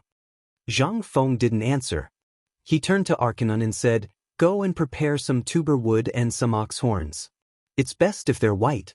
If you can't find any, find some cyan ones. Also, some ox tendons, deer gelatin, horse gelatin, fish gelatin, rhinoceros gelatin, cow gelatin, and other 5 kinds of gelatin." Hearing this, Arcanon frowned. At first, he didn't think it was difficult. Tuber wood was easy to find. After all, they were on the mountain and there were countless woods. But as he listened, he felt that something was wrong. Why were there ox horns? Wasn't this a little difficult? Ox horns were on the head of an ox. If you wanted ox horns, you had to kill the ox. But this was the Tang dynasty. Killing an ox for no reason was punishable by death. Putting that aside, where could he find ox tendons, deer gelatin, horse gelatin, rhinoceros gelatin, and cow gelatin? You couldn't buy them on the market. Only the royal family had them. This stumped him, and he asked a little worriedly, "Dean, of all the things you mentioned, only tuamu is easy to find. The others are not easy to find. For example, cow horns, cow tendons, deer glue, horse glue, and rhinoceros glue. These things may not be available on the market." Zhang Feng frowned. At first, he didn't think too much. He just wanted to tell them the materials of the composite bow. After all, to make a good composite bow, he needed these materials. Of course, it wasn't just for the promise to Cheng Chumo and the others. He also wanted to make a breakthrough and research new weapons. But Arkinon's words completely dampened his enthusiasm. Were these things really so hard to get? He wasn't willing to give up. He asked tentatively, "Go and find them on the market?" "If you can't find them," he lowered his head and pondered. "Ox horns were the best. If they couldn't find them, then they could only use ox horns. For beef tendons, he could only use sheep tendon, deer gelatin was replaced with sheep gelatin, horse gelatin was replaced with donkey gelatin, rhino gelatin was replaced with dog gelatin. In any case, he had to collect all 5 types of glue. Otherwise, the bowstring of the composite bow would not last long, and its power would be greatly reduced. After making up his mind, he looked at Arginon and continued, "Try your best to buy all the things I mentioned just now, no matter how much they cost. If you really don't have any, buy lamb tendons, sheep's gelatin, deer gelatin, dog gelatin, fish gelatin, rat gelatin, but the effect will be greatly reduced." Seeing that the dean had relented, Archinon finally heaved a sigh of relief. Cheng Chumo, on the other hand, couldn't hold it in any longer. He jumped up high and said, "No, how can we change the materials? Wouldn't the power of Lao Tzu's godly bow be greatly reduced?" He couldn't accept it. Why would he change the materials if he didn't have them? This composite bow belonged to Lao Tzu, and he definitely couldn't accept its power being reduced. Zhang Sunchong was the same. When he heard that the composite bow's power would be greatly reduced, he shouted, "No, we can't change it." Motherf *Ker, did Lao Tzu make it, or did you make it? Why are you talking so much nonsense? Zhang Feng glared at them, and his voice was even louder than the two of them. He shouted, "Where do you expect Archinon to get these materials? Lao Tzu made it for you, and you're already doing him a favor. Why are you still making a fuss here? If you continue to make a fuss, get lost from Lao Tzu." Cheng Chumo was unhappy when he heard this. "This godly bow was made for me. How can it have nothing to do with me? Besides, if Archinon can't find it, can't Lao Tzu find it?" He remembered that there was a warehouse at home, and there were many things given by the palace. It shouldn't be difficult to find things like horns and tendons. Zhang Sunchong saw Cheng Chumo's attitude and said eagerly, "Yes, if you can't find these things, we can find them. But we definitely can't reduce the power of the godly bow." Zhang Feng suddenly understood. Why didn't he think of this earlier? These guys were all businessmen, and it wasn't difficult for them to get these strange materials. For others, this might be a crime punishable by death, but for these notorious rich kids, they could easily find a pile of these materials at home. Moreover, this composite bow was made for them, so they would work even harder. But these guys were so confident now, but when they got home, they might not have the guts to do so. After all, these materials were very valuable. What if they didn't dare to do it when they got home? No, he had to provoke them. Thinking about this, he deliberately put on an embarrassed expression. "I understand what you're saying, but these things are very valuable. If I go home to take them, I'm afraid I'll be hung up and beaten." "Beaten?" Cheng Chumo glared at him, his nostrils pointing at the sky. "Who the **CK dares to beat Lao Tzu?" Zhang Feng rejoiced in his heart. He had taken the bait. However, he still put on a worried expression. "If that's the case, come back soon." Chapter 1961. He knew old Cheng's temper. If Iron Bull went back and asked for something so valuable, old Cheng would definitely not give it to him. Iron Bull was also a person who refused to admit defeat, who knew what he would do. Cheng Chumo ignored Zhang Feng's strange concern. He turned to Zhang Sun and Du Go and snorted, "Bug, what do you think? Go home and find the materials?" Zhang Sun Chong naturally agreed. He wasn't afraid that Zhang Sun Wuji would beat him up, because he was the only son in the family. His father was afraid that he would melt in his mouth and dote on him. Moreover, his mother doted on him a lot, so what did he want that she wouldn't give him? A mere bull's horn was still a piece of cake for him. However, Dugo was not so lucky. His father was relatively strict. It would not be easy to get the materials. However, thinking that the power of the divine bow would be greatly reduced, he seemed to muster up some courage. Moreover, Iron Bull and Bug were ready to go. If he did not go, he would seem like a coward. After thinking about it, he nodded and said, "Let's go back and prepare." After saying that, The three of them glanced at Zhang Feng and turned to walk out of the cave. Go and prepare the logs. The more the better. Zhang Feng saw that this guy had left and said to Arcanon happily. He was not worried that Chengchumo and the others would not be able to get the horns and other things back. He understood these guys. As long as they heard that something was beneficial to them, they would be more enthusiastic than anyone else. Arcanon naturally did not dare to be negligent. He called his men and went up the mountain to prepare to cut the logs. Chengchumo, on the other hand, was afraid as soon as he came out of the cave. He was regretting that he had impulsively agreed to Zhang Feng's request. How was he going to tell his old man about such valuable materials? If this was known, wouldn't he be beaten to death? What should he do? Thinking about it, he shifted his gaze to Zhang Sun and Du Go. His eyes turned as if he had thought of something. He revealed a malicious look and said, I say, brothers, you should know about my family situation. I, Lao Tzu, am usually very fierce. You should have seen it, right? But Zhang Sun replied indifferently before turning to chat with Du Go. It was as if he did not care about Chengchumo's words. In fact, he had already guessed the gist of it. This brat just wanted to complain and then ask for more materials. No way. Chengchumo saw that Zhang Sun could not be bothered with him, so he turned and ran in front of Du Go. Grinning, he said, "De Bing, I'll tell you the truth. That old Cheng of mine definitely won't allow me to take anything. Help me." So, Du Go waved his hand and quickly took 2 steps back. With a look of disdain, he looked at Chengchumo and said, "Then why didn't you say so earlier? Now you're begging us?" "No way." Zhang Sunchong nodded his head and hugged Du Go as if they were on the same side. "That's right. Since you didn't mention it just now, don't think about it now. Think of a way yourself." After saying that, he pulled Du Go and ran towards the foot of the mountain. In any case, he was not afraid of not being able to get it. As for Tai Nyo, he was on his own. However, this made Chengchumo extremely anxious. When he saw the two running away, he quickly chased after them.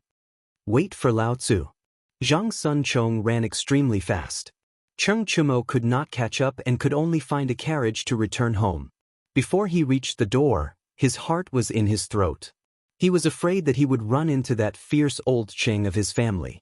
Thus, he stood far away and observed for a long time. When he saw that there was no trace of old Cheng at the door, he felt relieved and walked towards the door. When he saw a servant standing at the door, he quickly ran up and carefully glanced inside the residence. When he saw that there was no one, he asked softly, "Is my father in the residence?" The servant knew that the young master was afraid of the old master and could understand his thoughts. He leaned over to Chengchumo's ear and replied, "Young master, the old master just came back from court. He's probably resting now." When he heard this, Chengchumo's heart sank. If old Cheng was not at home, he might be able to beg his mother. But now that old Cheng was at home, what could he do? Go back like this? No, if he went back empty-handed, he would definitely be laughed at by Feng Zi and Gu. Lao Tzu was a dignified playboy of Cheng. How could he endure this? But how could he get past old Cheng? Could he steal it? It seemed that there was only one way now.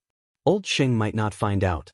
Besides, even if old Cheng found out, he could just live in the academy in the future and wait for old Cheng's anger to subside. Thinking of this, he tiptoed towards the storeroom. But at this moment, a loud shout came from behind him. So, he was very familiar with this voice. It was old Cheng. His first thought was to turn around and run. He could not let old Cheng catch him, or he would be beaten to death. However, on second thought, he had not stolen anything yet. He felt more strength in his body. He straightened his back, turned to look at old Cheng, and said with a smile, "Father, you..."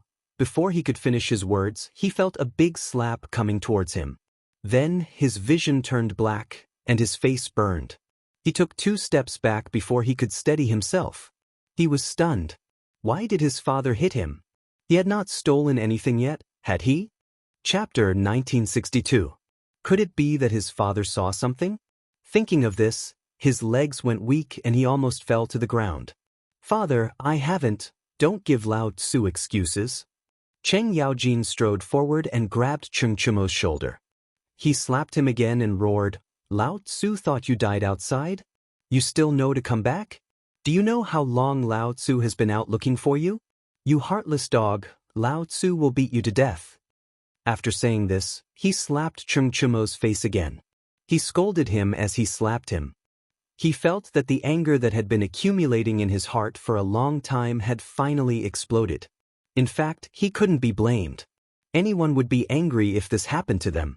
Thinking about it, the Cheng family only had one son. The huge Cheng family was counting on this guy to carry on the family line. In the end, this dog went to Xingzhou with Zhang Feng. What kind of place was Xingzhou? It was the border and there were Turks stationed there. If something happened, what would happen to the Cheng family? What would happen to such a huge family business? And the most important thing was that this bastard didn't even inform him when he came back. Instead, he went to fool around with Zhang Feng. That brat Zhang Feng had some talent, but he was full of evil tricks. This trip to Xingzhou was probably planned by this brat. He also wanted to find Zhang Feng to settle the score. However, when he thought about how Li Erlang didn't make a fuss about it and treated Zhang Feng very well, he thought about it and put it aside. Otherwise, it wouldn't be good to get into trouble. Therefore, he practiced martial arts at home and vented the anger in his heart. Coincidentally, this dog, Iron Bull, came back.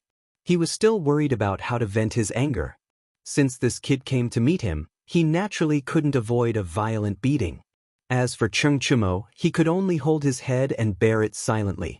He didn't dare to resist because he knew that the more he resisted, the more excited old Cheng would be and the stronger he would be. When that time came, he wouldn't be able to bear it. He only felt his cheeks burning as if they weren't his own. After the time it took to smoke a cigarette, Cheng Yaojin was probably tired. He lifted his hands and threw Cheng Chumo to the side. He sat on the ground and panted heavily. As he panted, he said, "You dog, Lao Tzu let you go this time. If it was Lao Tzu in the past, he would definitely beat you to a pulp. Now let's talk about Xingzhou." Cheng Chumo's face was bruised and swollen from old Cheng's beating.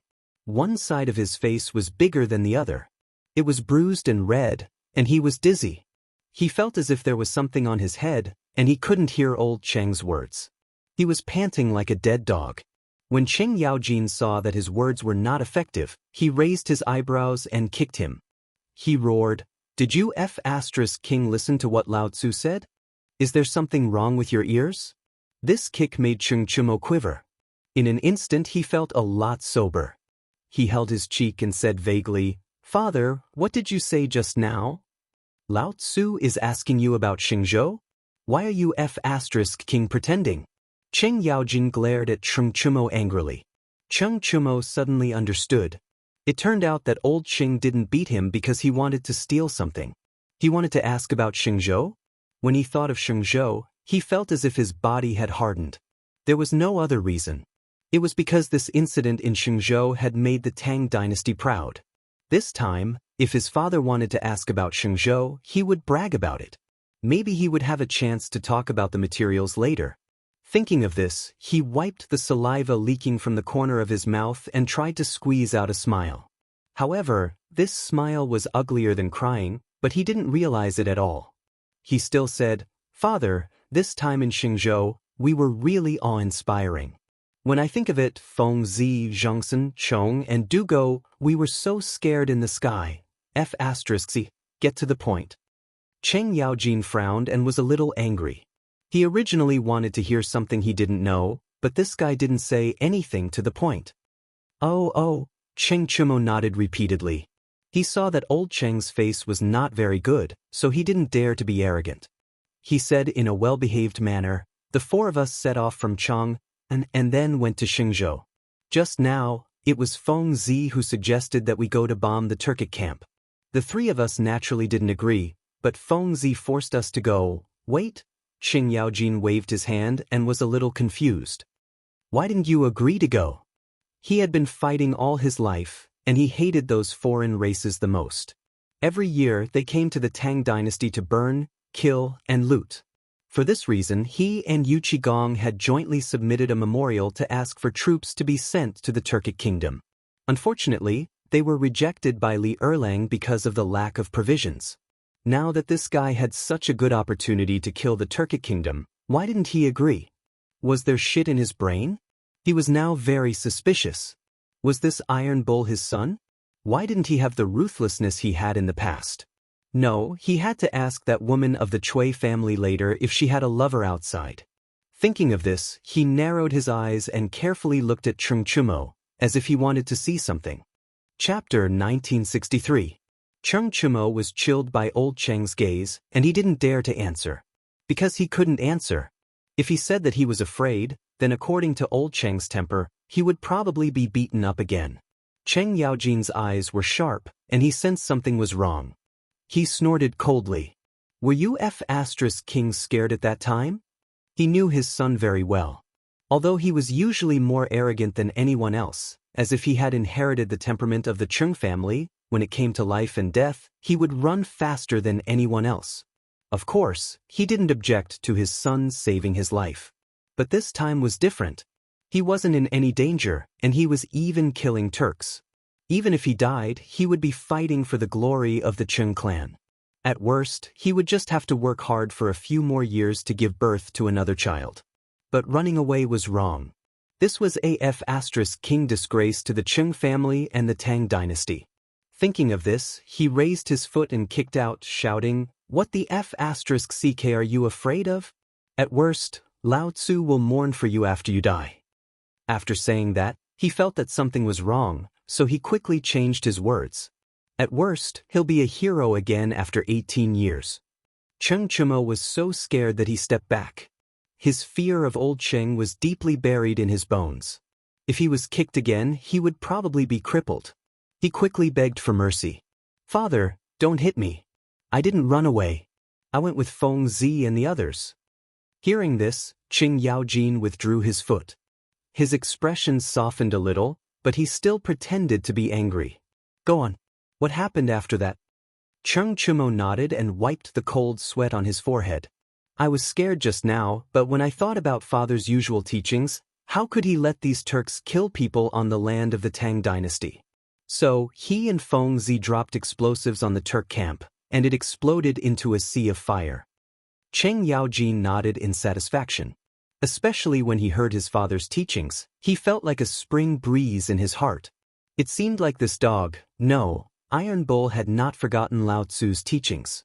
She was still able to remember Lao Tzu's teachings even when she was in danger. He really didn't raise her in vain. Now it seemed that Feng Zi was not bad. Although he was a little reckless, he had at least blown up the Turkic camp and wounded Xieli and Tuli, temporarily removing a scourge for the Tang dynasty. The more he looked at Tai Niu, the more he liked him. He didn't think that he was someone else's son anymore. After all, who would dare to bomb the Turkic camp? Only the Chung family's son would dare to do that. As he thought about it, a smile finally appeared on his face. He said rather proudly, "Come, tell Lao Tzu what teachings he remembered. In the future, Lao Tzu will be treated as a family heirloom and let everyone in the Chung family know." When Cheng Chumo saw that old Cheng's expression had improved, he couldn't help but feel happy. But what was this teaching? He raised his head and thought for a long time. Finally, he remembered and hurriedly said, "At that time, I only thought that my father taught me to fight cocks when I was 3 years old, taught me to drink when I was 4 years old, and taught me to give birth when I was 5 years old. I was thinking that if I had died at that time, I wouldn't have been able to play with these things in the future." As Cheng Chumo spoke, he smiled proudly because he felt that he had caught old Cheng's appetite. In this way, he might be able to settle the matter of the materials later. However, he didn't know that when he talked about fighting cocks, old Cheng's expression had changed. When he was 5 years old, old Cheng's entire face had darkened. He had never thought that this dog's teachings would be this. These were all things that he had taught his son when he was bored. He treated it as a way to pass the time. He had originally thought that this dog would say something, but in the end, this was it? Could this King be a family heirloom? He could no longer suppress the anger in his heart. Just as he was about to slap him, he saw Cheng Chumo turn his head and look at him with a dumbfounded expression. Cheng Yaojin's anger seemed to have suddenly dissipated. It wasn't because he was tired, but when he saw the scars on his son's face, he couldn't bear it. He had already been beaten to such a state. If he were to hit him again, he would probably be lying on the bed, right? As he thought about it, he put down his palm and snorted coldly. Tell your son about these things in the future. Don't mention them in front of Lao Tzu. Lao Tzu is still very angry. Cheng Chumo had originally planned to brag about old Cheng, but when he turned his head and saw that old Cheng was about to hit him and put down his hand, he was instantly stunned. Seeing that old Cheng was angry, he was even more confused. He asked, "Father, what are you doing?" "It's nothing. Get lost, get lost." Old Cheng waved his hand and said impatiently, "Don't fool around outside in the future. Otherwise, Lao Tzu will break your legs." Hearing this, Cheng Chumo was delighted. He knew that old Cheng had let him off by saying this. Since he had let him off, he could go to the storeroom later. He quickly said, "Thank you, father." After saying that, he turned around and ran in the direction of the storeroom. Cheng Yaojin frowned when he saw this. According to this kid's personality, if he had just been injured, he would have gone back to the Chui family to complain. Why did he change his personality today? Not only did he not go back to his house, but he also walked in the direction of the storeroom? Chapter 1964. Could it be that this brat wanted to take something from the storeroom? It wasn't impossible. This brat had a criminal record. Perhaps he wanted to do something this time? Was there something strange? Thinking of this, he waved his hand to summon a servant and whispered in his ear, "Follow the young master and see what he's up to." The servant nodded and followed closely behind Cheng Chumo. On the other hand, Cheng Chumo walked all the way to the storeroom. Seeing the guard standing at the door, he straightened his back and assumed the posture of a young master of the Cheng family. "You two open the storeroom. Lao Tzu wants to go in and check." Unexpectedly, the servant didn't open the door. Instead, he sized up Cheng Chumo as if he didn't recognize the person in front of him. "You are?" It wasn't that they didn't recognize Cheng Chumo, but Cheng Chumo's current appearance was difficult to recognize. One side of his face was big and the other side was small. Furthermore, it was completely red. How could they recognize him? Moreover, this fellow had been wearing the clothes of the Zhang residents ever since he returned from Shenzhou. This was completely out of place with the Qing residents. Therefore, the guard asked this question. However, this question angered Cheng Chumo. Lao Tzu was a dignified young master of the Duke. How could no one recognize him now? Moreover, he was a guard of the Qing residents. This was simply humiliating. His young master temper exploded. He glared at the guard and scolded, "You dogs don't even recognize Lao Tzu? Lao Tzu is the young master of the Qing family, Cheng Chumo. Do you believe that Lao Tzu will break your legs?"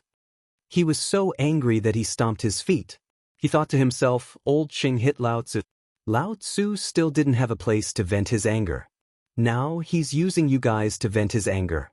Thinking of this, he reached out and prepared to slap them.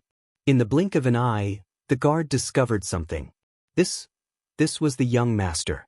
He had been in the Qing residence for many years and naturally knew that the Duke had a bad temper and often hit the young master. Therefore, he was used to all of this. However, he didn't expect the beating to be so fierce this time.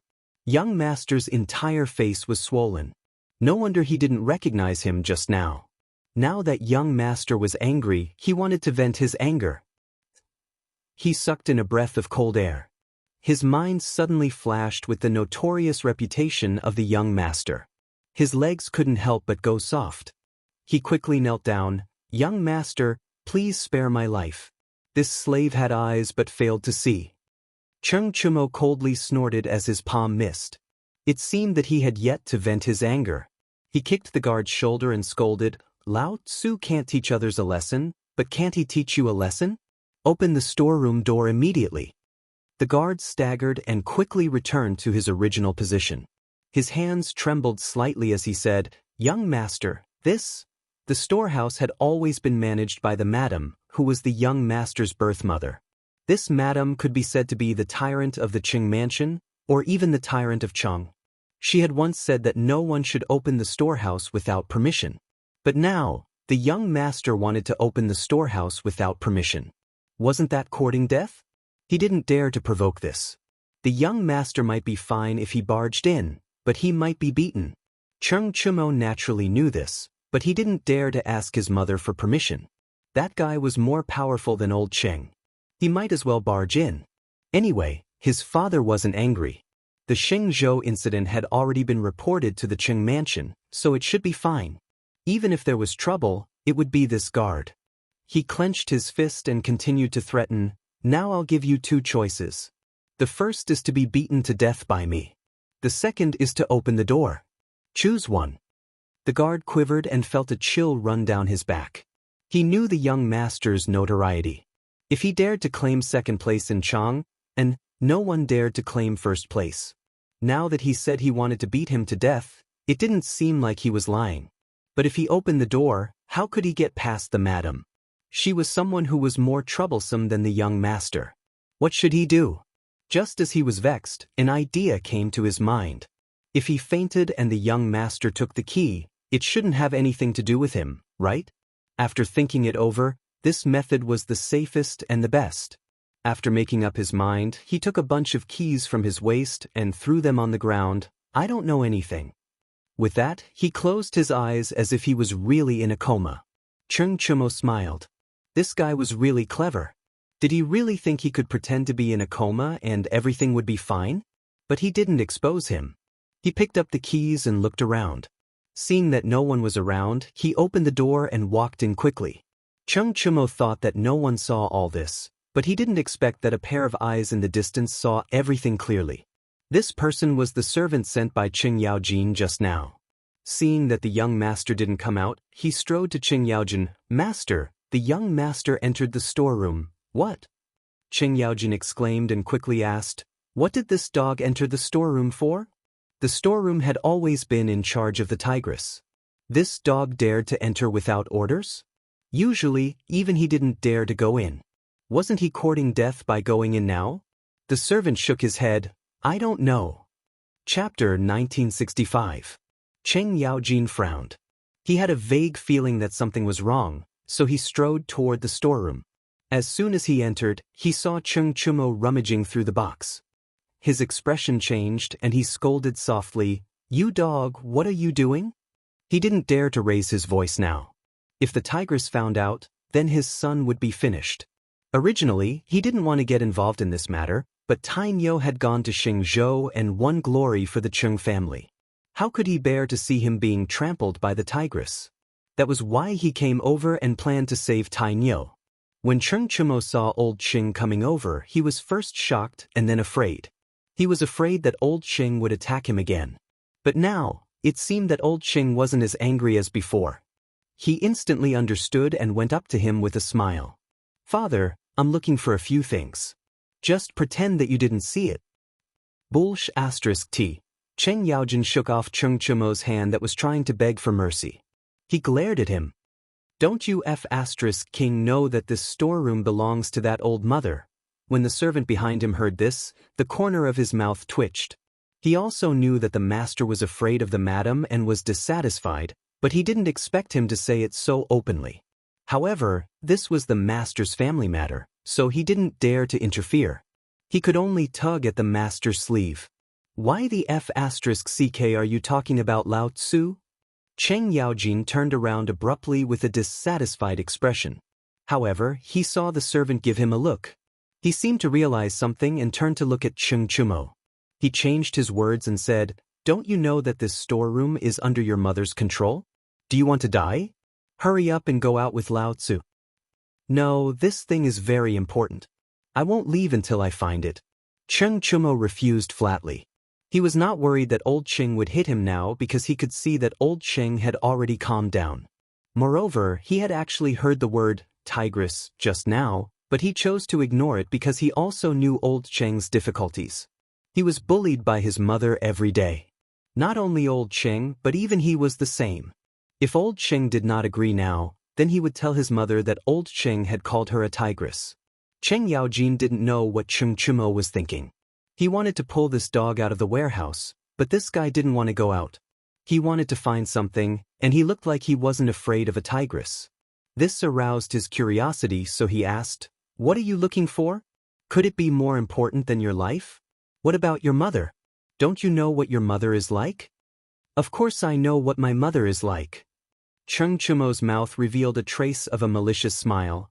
"But with you here, of course I'm not afraid." Cheng Yaojin was stunned. He felt that something was wrong, but he couldn't put his finger on it. He quickly asked, "What the F***ck do you mean?" Cheng Chumo chuckled as if he wasn't afraid of others hearing him. He said at the top of his voice, "You know that I entered the warehouse just now, right? Otherwise, why would you come so quickly? And you just called my mother, tigress?" Hearing this, Qing Yaojin's heart skipped a beat. He quickly went forward to cover Cheng Chumo's mouth and said softly, "Keep your F***king voice down. Are you afraid that others won't hear you?" After saying that, he deliberately stuck his head out and glanced at the door a few times, afraid that outsiders would hear him. He had no choice. Ever since he married this woman from the Chui family, he couldn't control her. Now, he was even more afraid. If it weren't for saving his son, he wouldn't have gotten involved in this mess. But he didn't expect that he would be dragged into this bastard's boat as soon as he arrived. It was only now that he realized it. What if the tigress found out? He glared at Cheng Chumo unwillingly. He still didn't want to let go of his hand. "Bastard, what do you mean? Also, what are you looking for?" Woo-woo, Cheng Chumo's face turned red. He quickly pointed at the big hand on his mouth. Cheng Chumo realized that he was still covering his son. He glared at Cheng Chumo and said, "Bastard, if you dare to play any tricks, Lao Tzu will beat you to death." After saying that, he gently let go of his hand. Cheng Chumo gasped for oxygen. He almost suffocated to death. Finally, he felt better. He glanced at Qing Yaojin and said with a smile, "Father, I'm looking for cow horns and cow glue." "Cow horns? Cow glue?" Cheng Yaojin frowned and was somewhat puzzled. What was the use of these things? Weren't they just for viewing and eating? Could it be that this bastard wanted to maintain his health? Even if he wanted to maintain his health, there was no need to steal from the warehouse. He asked curiously, "What are you looking for these things for? To eat?" Cheng Chumo shook his head and waved his hand to dismiss the servants. He then leaned over to Qing Yaojin's ear and said, "Feng Zi recently made a bow and arrow. He needs these things." Qing Yaojin was even more puzzled. Didn't Feng Zi already make a bow and arrow? Why did he want to make one now? Also, what was the use of cow glue for the bow and arrow? Cheng Chumo didn't notice Qing Yaojin's puzzled expression. Instead, he continued, he said that his bow and arrow needs 200 stones of strength to draw. It can also split gold and stone and take people's lives from 1,000 miles away. Chapter 1966. Hearing this, Qing Yaojin's eyes widened. What kind of bow would require 200 stones of strength to draw? Wasn't this F***king terrifying? Some soldiers didn't even have the strength of 200 stones. What was there to split gold and stone? Killing someone from 1,000 miles away? This was even more impossible. Even the military's bows couldn't reach this level. Could it be that Zhang Feng's bow was so powerful? The more he thought about it, the more he felt that something was wrong. He now believed that Zhang Feng was bragging and tricking his foolish son into coming back to steal. Yes, that must be it. Thinking about this, he grabbed Cheng Chumo's shoulder and said seriously, "Tainyo, did that bastard Zhang Feng trick you into coming back to steal?" He decided that as long as his son said yes, he would go up to Mount Shao to teach Zhang Feng a lesson. Of course, it wasn't that he couldn't beat him up, but it shouldn't be a problem to teach him a lesson. He looked at his son expectantly, hoping that he would tell the truth. However, the result was something he never expected. Cheng Chumo shook off Qing Yaojin's hand and said expectantly, "Of course not. Feng Zi didn't need to trick me. It was me." Speaking of this, his face turned red. At that time, Feng Zi wanted to make a divine bow, but he didn't have enough materials. He said that he would use other materials instead, but the effect would be greatly reduced. Thus, Zhang Sun and I rushed over, and Du Go agreed to help him find the materials. "What?" Cheng Yaojin exclaimed and looked at Cheng Chumo angrily. "So it was you who came back to steal? What's the use of that damn bow? Aren't you afraid of being tricked by Feng Zi?" "I won't." Cheng Chumo waved his hand and didn't care. "Father, think about it. Feng Zi made so many good things before, such as the Mitsubishi Army knife, the hot air balloon, and so on. Isn't it normal to make a divine bow now?" Cheng Yaojin narrowed his eyes, clearly thinking about these words. Indeed, Zhang Feng had made many good things before, such as the Mitsubishi Army knife, which was still used in the military. Basically, the things that this kid made were all good. This time, it should be the same, right? Moreover, seeing how Tainyo was so confident, it was more likely. Taking these things wouldn't cause the Chung family too much loss, so why not just go along with it this time? Maybe he could make something good? Thinking of this, he grabbed Chung Chumo and stared at him, revealing a smile that made people feel that he was up to no good. Boy, I will pretend that I didn't see what happened just now. You can look for whatever you want, but when you go up the mountain later, you have to take me with you. I want to see what kind of bullshit bow you are talking about. Then what if mother finds out? Chung Chumo looked at Qing Yaojin timidly. He said that he wasn't afraid, but when he thought of his mother, he was still afraid. Moreover, Qing Yaojin didn't mention this just now. Now that he suddenly mentioned it, he was a little caught off guard. Qing Yaojin didn't care about this because he already had a plan in mind. He waved his hand and said, "When we go up the mountain later, your mother won't know anything. Besides, even if she knows, she won't go up the mountain to look for Lao Tzu." In fact, he had already thought it through. When he went up the mountain with Tainyo, even if the tigress found out, she wouldn't go up the mountain to look for him. Taking a step back, even if they went down the mountain, he could push all the blame to Tainyo and say that Tainyo opened the warehouse privately. Who would know? Guards? Would he dare to say it? At most, Tainyo would be beaten up, and then he would come out to plead for mercy. This was simply perfect. Chung Chumo had no idea that he had been tricked by his father. He still thought that old Sheng had boarded his pirate ship.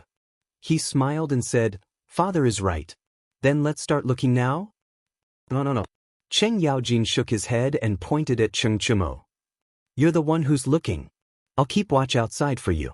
Otherwise, what if someone comes in?" He now wanted to get rid of himself. As long as he didn't look for things with Tainyo, even if someone found out, the tigress couldn't do anything to him. Of course, Chung Chumo wasn't stupid. He vaguely felt that something was wrong. However, he couldn't tell. Just as he was about to ask, he saw Qing Yaojin's back and the door was closed. He was a little disappointed, but when he thought of the divine bow, he immediately became spirited again. He couldn't care less. He rolled up his sleeves and began to search the boxes one by one. After about half an hour, he finally found cow glue, cow horns, donkey glue, and other things. He was so happy that he almost jumped up. He hurriedly opened the door and was about to go out when a fat head blocked his way. It was Qing Yaojin. Chung Chumo chuckled and waved the cow glue in his hand. "Father, I found something." Qing Yaojin was delighted. He turned his head and looked around. Seeing that there was no one around, he snatched the cow glue and other things. "This thing is precious. Lao Tzu will keep it for you first." Chapter 1967. How could Qing Chumo agree? This was something he had found himself. Just as he was about to ask for it, he saw that old Sheng had already slipped out of the door. He became anxious. "Father, wait for me."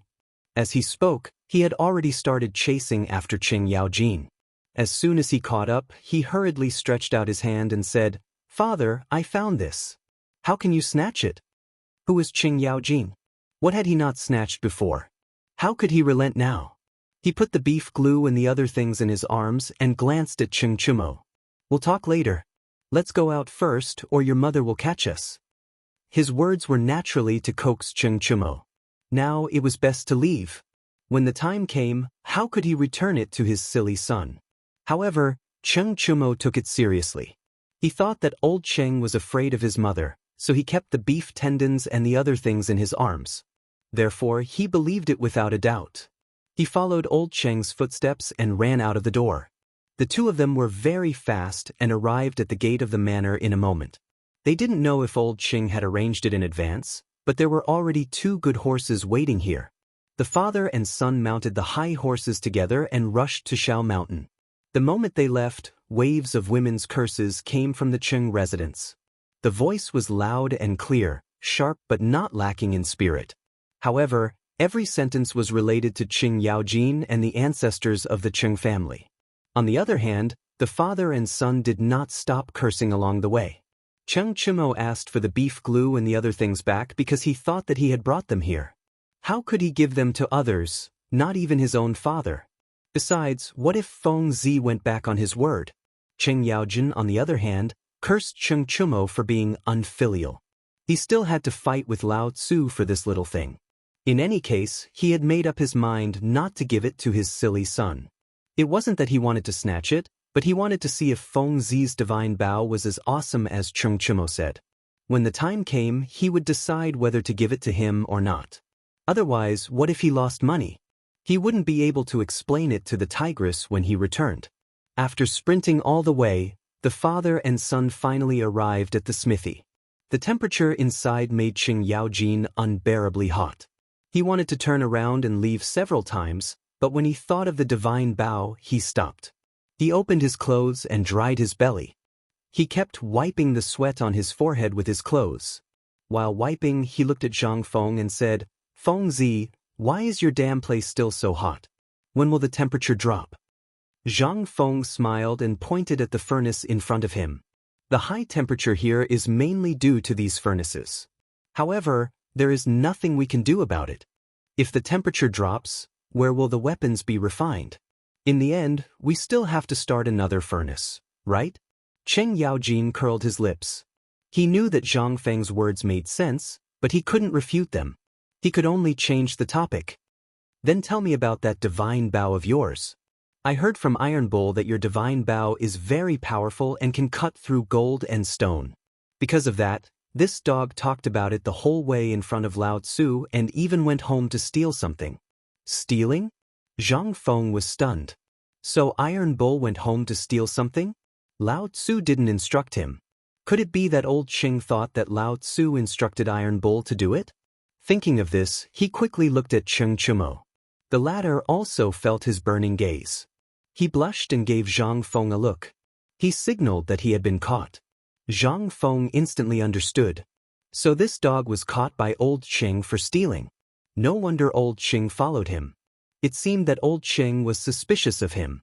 Thinking of this, he quickly looked at Cheng Yaojin and explained, "Old Cheng, I didn't instruct him to do this." "I know." Cheng Yaojin waved his hand with a look of indifference. "Iron Bull already told me. He wanted to go home to steal." Hearing this, Zhang Feng finally let out a sigh of relief. As long as he didn't suspect that he had instigated Iron Bull, it was fine. Although he wasn't afraid of old Cheng, it wouldn't be good for his reputation if word got out. Back then, Lao Tzu had worked so hard to make a name for himself. He couldn't let this old guy ruin it. Just as he was about to explain, Cheng Yaojin spoke again. "How is your divine bow? Lao Tzu has already prepared the materials. Tell me." As he spoke, he opened his wet clothes. A stench of sweat wafted over. Cow glue, cow horns, and other things appeared in front of everyone's eyes. Zhang Feng's eyes were green. Even though the stench of sweat spread throughout the cave, he didn't seem to feel it. He stared fixedly at the cow glue, unwilling to look away. Cheng Yaojin saw all of this.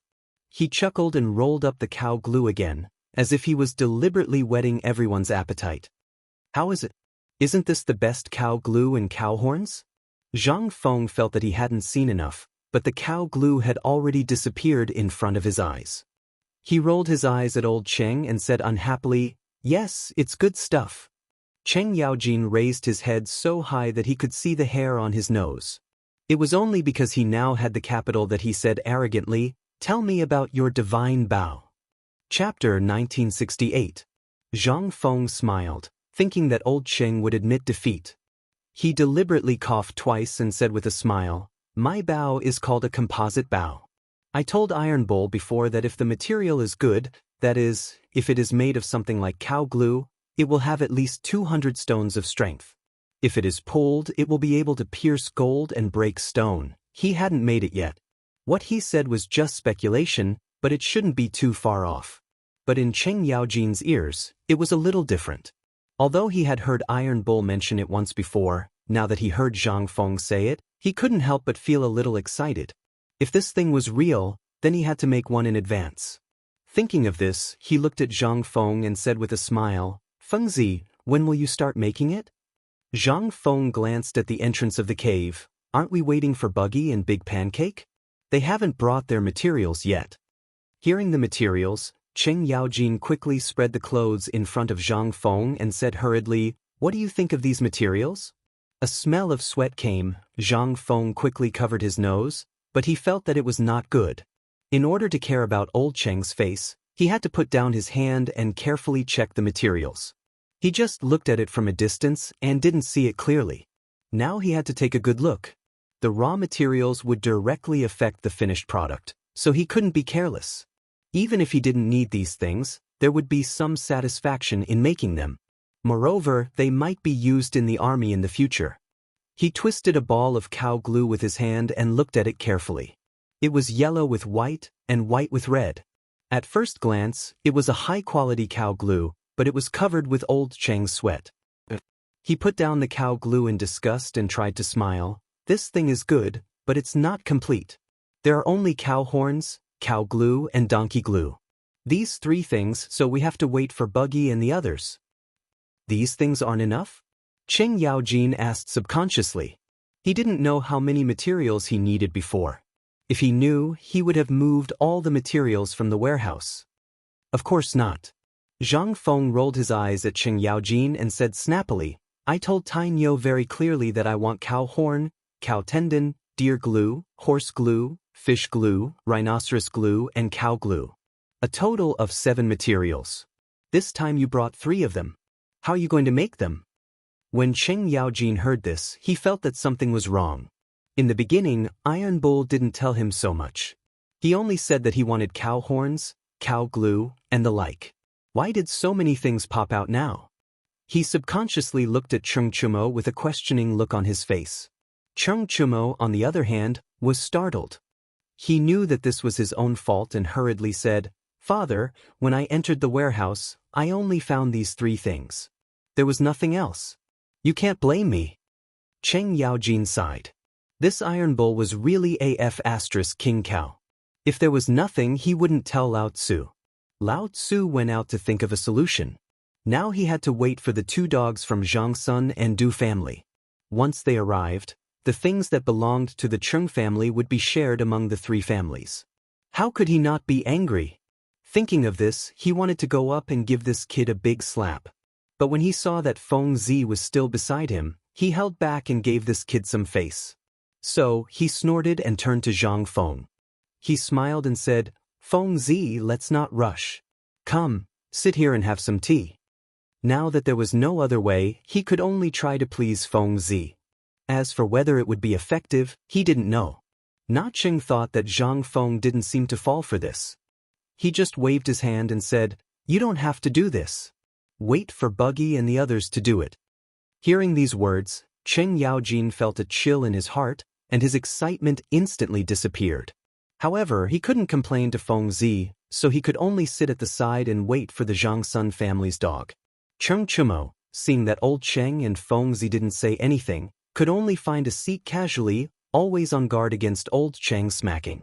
Zhang Feng just smiled and didn't say anything. He took out a cigarette from his waist, silently lit it, and took a deep puff. It was as if cigarettes could send away all his troubles. Everyone was silent like this. After about 15 minutes, there was a burst of excited shouts from the entrance of the cave. Feng Zi were back. Without looking, he knew that it was Zhang Xuan's and Du Go's voices. Zhang Feng was about to get up and go forward, but Na Cheng thought that Cheng Yaojin seemed to be a little impatient. He took a few steps forward, tied up the dogs with one hand and shouted, You 2 dogs, have you brought the materials? Zhang Xuan's and Du Go's original plan was to brag in front of Feng Zi. Na Cheng thought that a burly man suddenly appeared in front of them, which scared them. They were about to curse, but when they took a closer look, they saw that it was the master of the Cheng family. Immediately, the 2 of them were so scared that their legs went soft. They said in a trembling voice, Master Qin, why are you here? Although they were not afraid of Cheng Chumo, they were afraid of this devil. This was a person who had been on the battlefield and even dared to beat the emperor. They didn't have the guts to shout in front of this master. Even if their father was a high official in the imperial court, they had to bow their heads now. Chapter 1969. Cheng Yaojin seemed to enjoy the 2 puppies admitting defeat. His eyes flashed with pride, but it was only for a moment. Soon, he glared at the 2 of them and said, Lao Tzu just asked if you brought the materials. Did you stuff your ears? Big brother Chino, old master Chen. Dugo was so scared that his legs turned to jelly. He was already incoherent and couldn't remember anything about the materials. Luckily, Zhang Sun didn't completely lose his mind. He squeezed the rubber in his arms and said with a trembling voice, "Old Master Chen, it's here." Cheng Yaojin glanced at the things in Zhang Sun's arms and was overjoyed. He wanted to snatch them away, but Zhang Sun seemed to be prepared. He pulled back his hand and Cheng Yaojin missed. He was furious and stared at Zhang Sun. "Brat, give them to me." Zhang Sun was afraid of Cheng Yaojin, but the rubber was something he took from home with great difficulty. How could he give it to someone else so easily? Moreover, this was Feng Zi's territory. He couldn't let this old thing do whatever he wanted. He thought for a while and said with a trembling voice, "I won't." Cheng Yaojin was furious. No one had dared to say no to him for so many years. Now it was a junior. He reached out his hand and wanted to slap him. Zhang Sun's face turned pale. He knew how strong this old guy was. Back then, Tang Yo was beaten half to death because of a small mistake. If it was him, he didn't even dare to think about it. He quickly turned his head and tried to dodge the slap. Dugo was also frightened. Even though he knew he wasn't the one being hit, he was still worried that the old thing's power would affect him. Therefore, he hugged his head and squatted on the ground. He planned to get up when it was over. However, after squatting on the ground for a long time, he didn't see Zhang Sun scream. Did the Demon King let the bugs go? He was a little puzzled and secretly raised his head to take a look.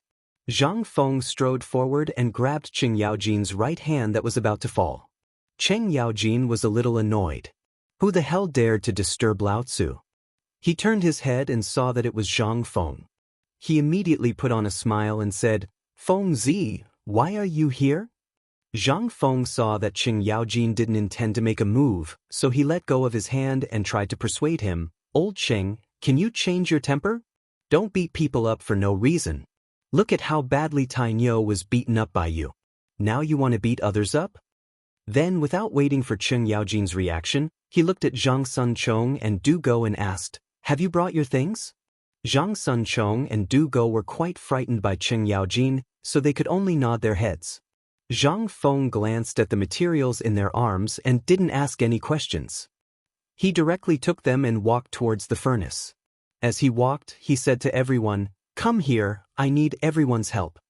Zhang Sun Chong and Du Go glanced at Cheng Yaojin.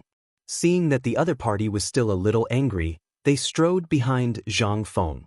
As they walked, they felt that something was wrong. There was a fat guy following beside them. Although this guy was fat, one side of his face was big and the other side was small. There were also red patches and green patches. Looking at his body shape, he looked a little like Tang Yo. Thus, Zhang Sun Chong curiously looked at the guy who looked like Tang Yo and asked, "Are you Tang Yo?" Cheng Chumo was a little angry. It was fine if the servants couldn't recognize Lao Tzu, but could it be that these guys couldn't recognize him? He was about to curse out loud, but after thinking about it he decided not to. Old Cheng had already bullied these guys, so he could only nod his head. Dugo was shocked. Wasn't this too different from the Tang Yo from before? Previously he still looked a little like a human, but now he didn't look like a human at all. Who the hell hit him? Wasn't this too ruthless? He looked at Tang Yo with an agitated expression and said with righteous indignation, "Tang Yo, tell Lao Tzu who hit you. Buggy and I will definitely avenge you." He didn't dare to guarantee anything else, but he still had this bit of backbone. After all, his family had some power. Zhang Sun Chong also reacted. He looked at Cheng Chumo with a shocked expression and put on the look of a good brother. "Tang Yo, who did you say hit you?" Cheng Chumo's heart warmed. As expected of a brother, he didn't befriend him for nothing. He was serious about it, but he didn't know if these guys would dare to hit old Cheng. Thinking about it, he glanced at old Cheng from the corner of his eye and didn't say anything. Anyway, the meaning was very clear. It was old Cheng who hit him. If you have the guts, go ahead. Zhang Sun Chong and Du Go had been hanging out with Cheng Chumo all year round, so how could they not know what this guy meant? When they saw that it was old Cheng, their hearts sank. They looked at each other and said with a laugh, "So it was you who fell down. Then you can't blame others. Be careful." Yes, be careful. Cheng Chumo wanted to curse when he heard this. These two dogs had said nice things just now, but now that they saw that it was old Cheng, they were instantly terrified. They were indeed plastic brothers. He snorted coldly and knew that there was no hope for revenge. He quickly walked towards Zhang Feng, hoping to use the divine bow to make up for his psychological trauma. Chapter 1970. Zhang Feng was looking at the materials that the three of them had brought. He spread them out on the table and looked at them carefully. As he looked, he muttered, "This is beef tendon, beef gelatin, horse gelatin, fish gelatin, rhinoceros gelatin." He nodded with satisfaction, but when he saw the horn, he frowned slightly. It's a pity that this horn isn't white. But a green one is fine too. It shouldn't be too different. Qing Yaojin was a little anxious. Feng Zi, what's the difference between white and green? He didn't want to use the materials that he had worked so hard to get to make a useless bow. Zhang Feng picked up the horn and looked at it. Then, he put it on the table and smiled. It doesn't have much of a difference. The white horn is a little harder, but the green horn isn't bad either. Comparatively speaking, there isn't much of a problem. Cheng Yaojin heaved a sigh of relief. As long as the bow wasn't weakened, it was fine. He hurriedly said, "Can we make it now?" Zhang Feng nodded and looked at Arjunan. "Go and find 5 big pots. Then, pour the beef gelatin, horse gelatin, fish gelatin, rhinoceros gelatin, and deer gelatin into the pots. Add water and a small amount of lime and alkali and cook until the water is dry." Cook until the water is dry? Wouldn't that make the gelatin disappear? Cheng Yaojin looked at Zhang Feng worriedly.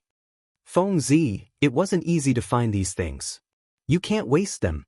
He didn't know the process of making the bow, but he felt that it was a waste of materials. Zhang Feng smiled and gave Cheng Yaojin a reassuring look. "Don't worry, it won't be a problem."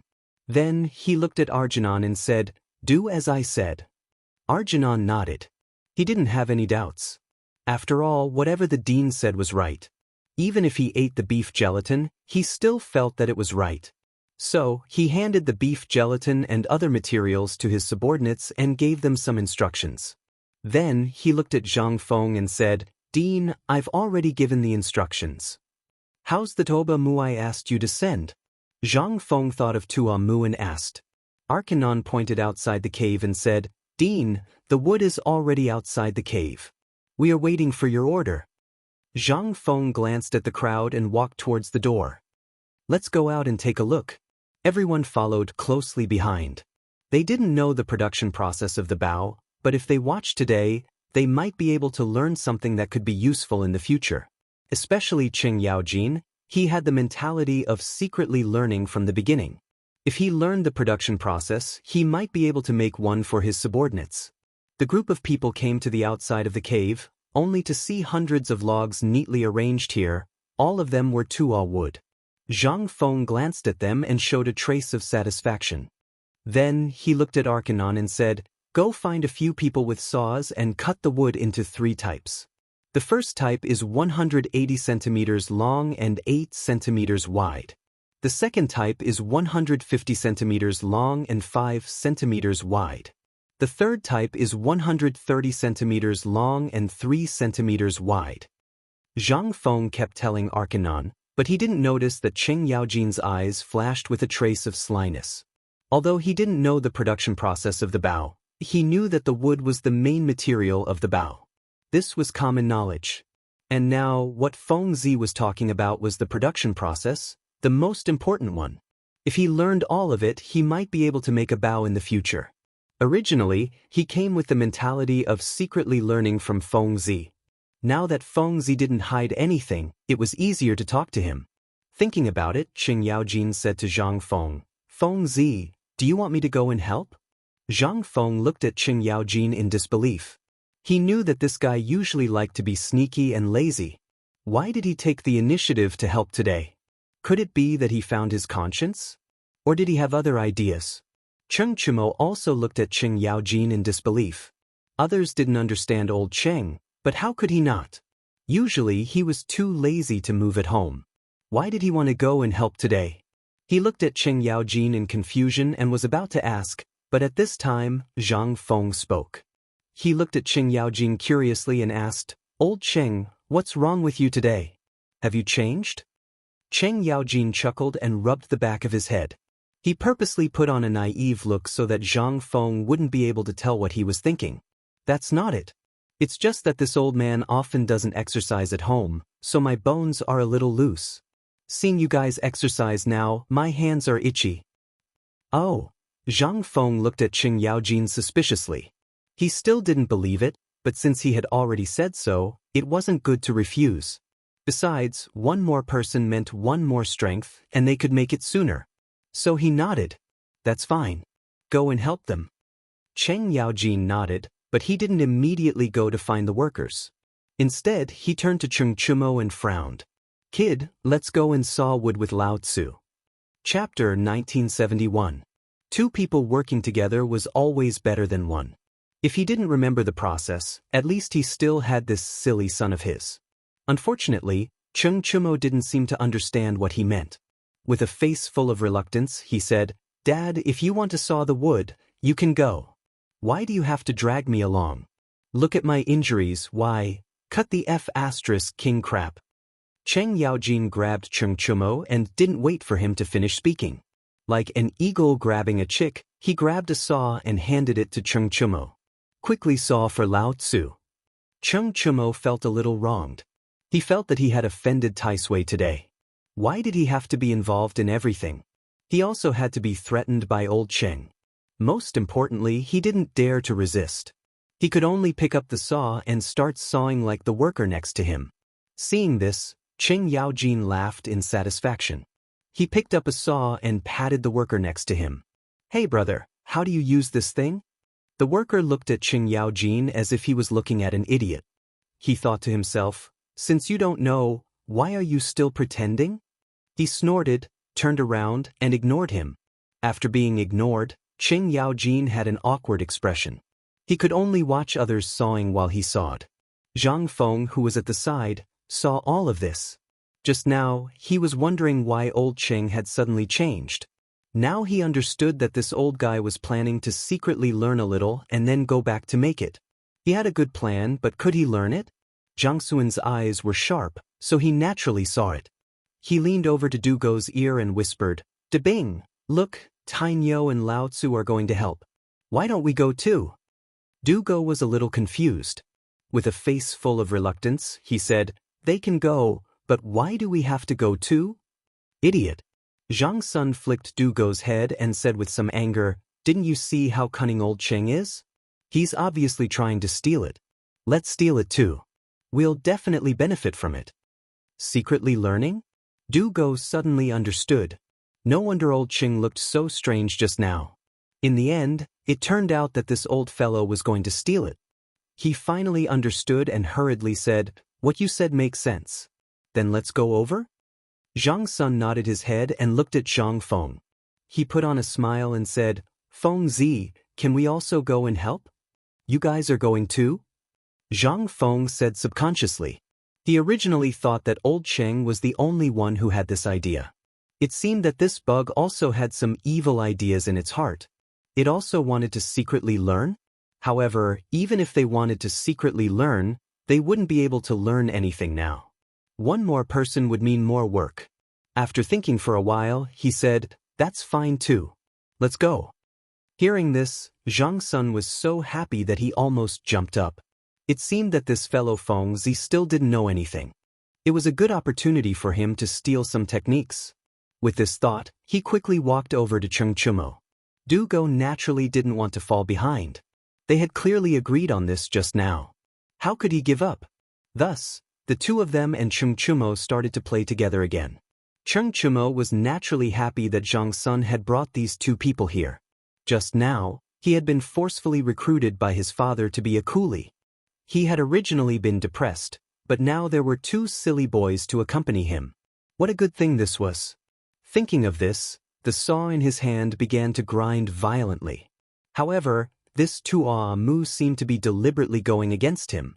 No matter how much strength he used, he didn't move at all. He was a little dissatisfied. He rolled up his sleeves, and the muscles on his chest began to tremble. Only then did Tuo Mu admit defeat, and slowly began to split. The others were also struggling a little, especially Zhang Sun and Du Go. They were originally high and mighty noblemen. When had they ever done such rough work? They didn't even know how to use the saw. After asking Cheng Chumo for a while, they finally understood the mystery behind it. Only then did they slowly begin to saw. However, after just a while, large blisters appeared on their hands, and they cried out in pain. This caused Qing Yaojin to laugh at them. He was originally a soldier, and killing enemies on the battlefield wasn't a problem, let alone this small piece of wood. Although there was a little problem just now, it didn't affect the results at all. After a while, he finished sawing several pieces of wood. He picked up the wood and looked at Zhang Feng with a proud expression. "Feng Zi, how is it? Is this enough?"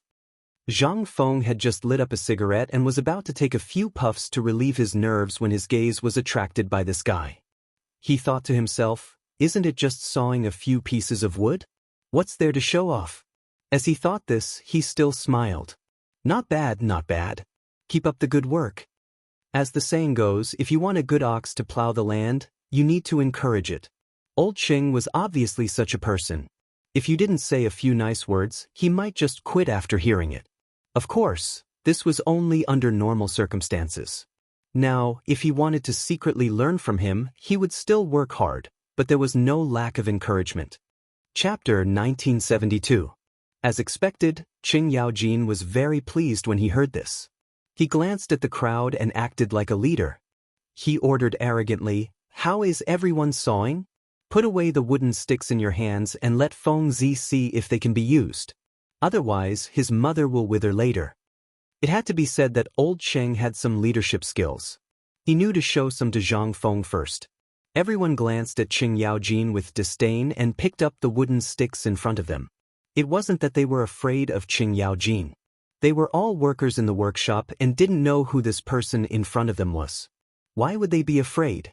It was only when they heard this guy mention the dean that they felt that it made sense. Otherwise, who would care what nonsense he was talking about? The wooden sticks were placed in front of Zhang Feng. He glanced at them and gestured a few times with his hands. After confirming that there were no problems, he said, "There are no problems with the wooden sticks. They are basically enough. Everyone, stop what you are doing." When everyone heard this, they stopped their saws and looked at Zhang Feng seriously. Zhang Feng glanced at everyone and continued, "Let's continue with the next step. You guys go and find some dry wood." After saying that, he looked at Algernon. "Go and find some silk thread. It must be thick and strong." After saying that, everyone left to do their own work. Cheng Yaojin rubbed his hands and looked at Zhang Feng expectantly. "Feng Zi, what do you need me to do?" He was prepared to secretly learn. It was a critical moment now, so he naturally didn't want to be idle. Zhang Feng seemed to see through him and smiled. "Why don't you go and pick up some dry wood? We need it later." Pick up dry wood? The corner of Qing Yaojin's mouth twitched. Lao Tzu was here to secretly learn, okay? Let Lao Tzu go and pick up firewood? How was that possible? He crossed his arms and pursed his lips. "Isn't there someone else going? I'll wait here." Zhang Feng naturally knew that this guy didn't want to go, so he didn't care so much. He smiled and smoked again. On the other hand, Zhang Sun and the others were a little uncomfortable. They sat together and looked at each other's hands, trying to pick up the bubbles with their saws. It was like a scene where baboons were looking for lice on each other's bodies. Seeing this, Zhang Feng burst into laughter and almost choked on his cigarette. Not long after, Arkanon came back with the thread. "Dean, I've brought it." Zhang Feng nodded and asked, "How's the beef gelatin?" "It'll take a while. That thing is too hard to endure. It won't dissolve for a while."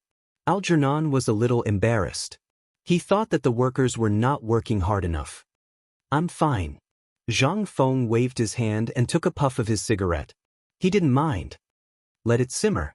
The longer it simmers, the better. It'll become more viscous." Beef gelatin had to be used as soon as it came out of the pot. Otherwise, it would stick together very quickly, just like glutinous rice. However, beef gelatin was more powerful than glutinous rice. Once it was cold, it would stick together. It couldn't be torn apart. It was comparable to super glue. Arjunon did not know about these things. He had just returned to the cave to take a look. He smiled and said, "The dean is right. I just went back to the cave to take a look. It's still boiling. I think it will take a while." As soon as he finished speaking, the workers came back in twos and threes. They were all holding firewood and piling it next to the sticks. One of them asked, "Dean, what do we do now?" Zhang Feng glanced at the crowd. "Light the firewood, then place the sticks over the fire to form a bow." Wood was relatively hard. If it was broken, it would definitely break. If it was placed over the fire, it would evaporate the water and help form the bow. When Cheng Yaojin heard Zhang Feng's words, he volunteered to run to the front of the crowd to help. Cheng Chumo naturally didn't want to go. How could he, the young master of the Cheng family, stoop to such a dirty thing? However, his father's murderous gaze made him give in. He reluctantly went to help. Zhang Sun was also smart. When he saw old Ching go, he quickly followed. Anyway, he had made up his mind. As long as old Ching did something, he would do it. He didn't believe that he wouldn't be able to learn anything. At most, they would all work for Feng Zi. He wouldn't lose anything anyway. Zhang Feng was naturally happy to see this happen. One more person meant a little more strength. Anyway, he wouldn't lose anything. He wasn't afraid of these people secretly learning from him. After all, it wasn't easy to learn. Therefore, he generously instructed everyone to operate. "You start the fire. Old Sheng is strong. Prepare to put the sticks over the fire and make them into a bow. Also, Tainyo, don't King lays around here. You go too. Do go and pick up the sticks for them." After everything was arranged, Zhang Feng lit a cigarette and sat down to smoke slowly. He felt that everything had nothing to do with him. Anyway, he had already assigned the task to these guys and told them the method. Whether they could do it well or not was up to these guys. He wasn't worried that these guys would cause trouble. After all, this was all done for them. They wouldn't harm themselves. Chapter 1973. Cheng Yaojin was also working with a serious face. Since he had decided to learn from Zhang Heng secretly, he would carry it out to the end. He called out to Cheng Chumo. Ignoring the ashes on his face, he picked up a piece of wood and stirred it over the fire. With a gentle tug, he tied it with a silk thread. The whole project was completed. After about a quarter of an hour, he pushed the handle of the bow and considered it a success. Cheng Chumo randomly picked one of them and held it in front of Zhang Feng. He smiled and said, "Feng Zi, take a look. Is this okay?" Zhang Feng looked up and saw that Cheng Chumo's face was covered with ashes, as if he had just burned charcoal. Combined with his bruised and swollen face, he looked like a fat pig, a black fat pig. This made Zhang Feng laugh. Cheng Chumo was puzzled. He looked at Zhang Feng curiously and asked, "Feng Zi, what are you laughing at?" "Nothing." Zhang Feng held back his laughter and tried not to look at Cheng Chumo's face. Otherwise, he was sure that he would not be able to control himself. He took the bow handle in Cheng Chumo's hand and looked at it seriously. The bow handle was the most important step. There could not be any mistakes. Otherwise, it would break with a gentle pull. After looking at it for a while and making sure that there was no problem, he handed the bow handle back to Cheng Chumo. "It's okay. Are you all done?" Cheng Chumo nodded. "All done. There are 20 in total. What should we do now?" Zhang Feng stood up and glanced at the bow handles on the ground. He said to everyone, "Take the bow handles. Let's go back to the cave. Remember to put out the fire." After that, he turned and went back to the cave. Everyone quickly picked up the bow handles and followed him. Back in the cave, Zhang Feng first took a look at the rubber. Seeing that it was not ready yet, he called Arkanon to his side and said seriously, "Go and make some pulleys, like this." As he spoke, he took out a piece of paper from the table and began to draw with a pen. As he drew, he said, "Remember, this pulley is round. I've already drawn how big it is for you.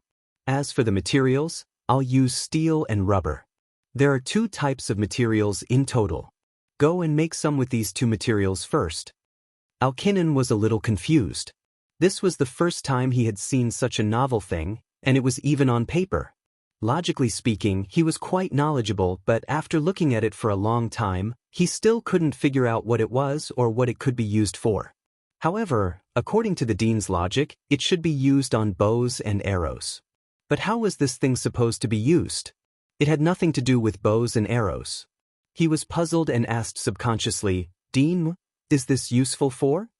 Zhang Feng didn't stop until he finished the last stroke. He handed the drawing to Arcanon and said seriously, this will be used on the bow later. On the bow? Arcanon was even more confused. This was just a round thing. How was he going to add it to the bow? With a puzzled look he asked, Dean, how do you add it? Zhang Feng didn't want to explain so much. After all, Arcanon didn't need it at all. However, seeing how eager Arcanon was to learn, he still said, this is called a pulley. Wait a minute, this will be on both sides of the bow. This will increase the tension of the bow handle. While the two were talking, Qing Yaojin, who was not far away, saw everything.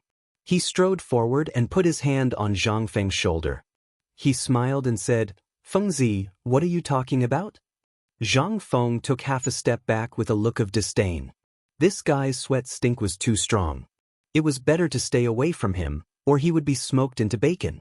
After standing still, he coughed softly and said, I'm discussing the bow with Arcanon. What's wrong? Do you want to hear it too? That's not it. Qing Yaojin naturally wouldn't admit it. After all, it wouldn't be good for his reputation. He waved his hand and pretended not to care. I'm just here to see if there's anything I can help with. No, you can go now. Zhang Feng was a little impatient. It wasn't because of anything else, but because this guy smelled too strong. Just now, he was sweating in the cave, sawing wood outside, and now he was sweating all over again. The smell could be smelled from 3 feet away.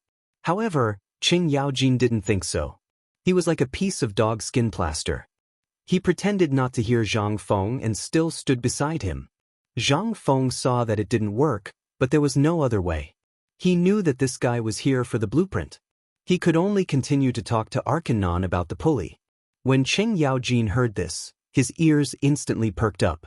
However, the more he listened, the more he felt that something was wrong. Fengzi seemed to be planning to make a pulley and install it on the bow. What kind of bow and arrow would contain such a strange item? It had never been seen before. Could this Fengzi be up to no good? He thought for a moment and couldn't help but ask, Fengzi, what's this pulley for? Are you really going to install it on the bow? Is it useful? Zhang Feng rolled his eyes at Qing Yaojin and said angrily, It's not up to you to judge whether it's useful or not. Since I dare to do this, of course, I'm confident. Chapter 1974. He had guessed that old Qing would ask this question. After all, this composite bow was too advanced. Many people had thought about it, let alone seen it. It wasn't strange for old Qing to have such a reaction. It was just that this guy was having a headache. However, Qing Yaojin didn't seem to realize that he was meddling in other people's business. He continued to ask, Feng, I'm just concerned. We've worked so hard for so long.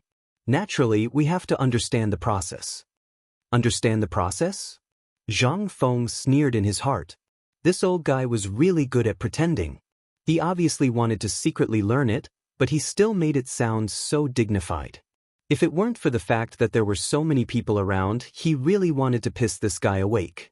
After thinking about it, he suppressed the resentment in his heart and said seriously, I told you just now that the pulley is definitely useful. You'll know later. It's useless to say so much to you now.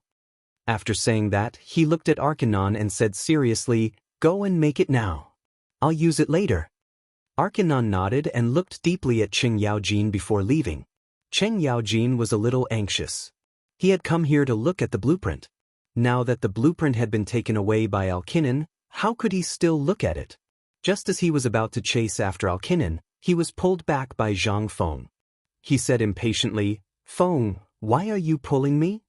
Zhang Feng looked at Qing Yaojin with a smile. Old Qing, what's the use of chasing after Arcanon? If you want the blueprint, I can give it to you later. Can you not cause trouble? Otherwise, don't blame me if you can't make the bow. Arcanon was now looking for someone to make it. If old Qing went, he would definitely ruin it. If he delayed, he would definitely cause trouble again. It was better to give him some benefits first. After all, the blueprint was useless. When Qing Yaojin heard that the blueprint was going to be given to him, he jumped up in excitement. He didn't care about Arcanon anymore and grabbed Zhang Feng excitedly. Feng, this is yours. Don't go back on your word. Zhang Feng nodded. He thought to himself, what can you do with a blueprint? This pulley could only be used in the industrial industry. It had no other uses, so it didn't matter if it was given away. But Cheng Yaojin didn't know that. He thought that he had picked up a treasure and kept thanking Zhang Feng. Cheng Yaojin's body had a strong smell to begin with. As soon as he got close to Zhang Feng, he instantly felt a burst of sour smell assailing his nostrils. He hurriedly found an excuse to escape, found a quiet place to smoke, and ignored this guy. About a quarter of an hour later, Alkinen came over with a few pulleys. Sir, it's done. As he spoke, he handed the pulley to Zhang Feng. Zhang Feng took the pulley and studied it. Although it was a little different from what he had previously drawn, the difference was not too great. It should be usable. He nodded with satisfaction. This is good. Go and see if the glue is ready. If it is, take it all out. Alkinen took the order and left. After a while, he came back with a basin filled with glue. Sir, it's ready. Take a look. Zhang Feng lowered his head and glanced at it. He put his hand into the basin and stirred it. Then he put it in his mouth. He couldn't help but look satisfied. The taste is not bad. No wonder rich people like to use this stuff.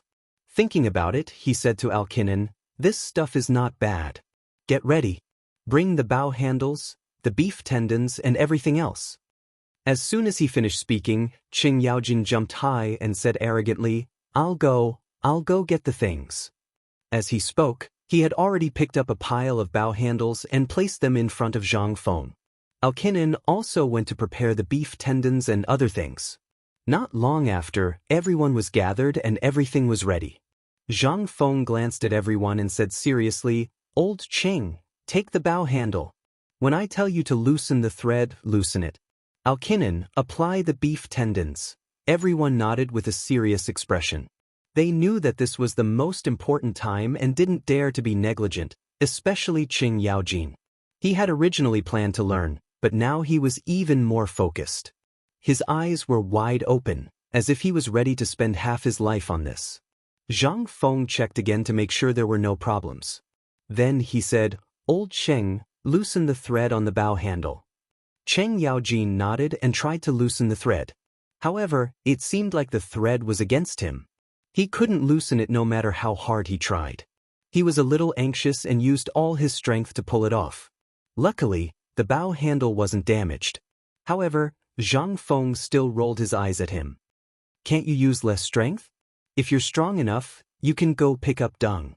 After he finished speaking, he didn't wait for Cheng Yaojin's reaction.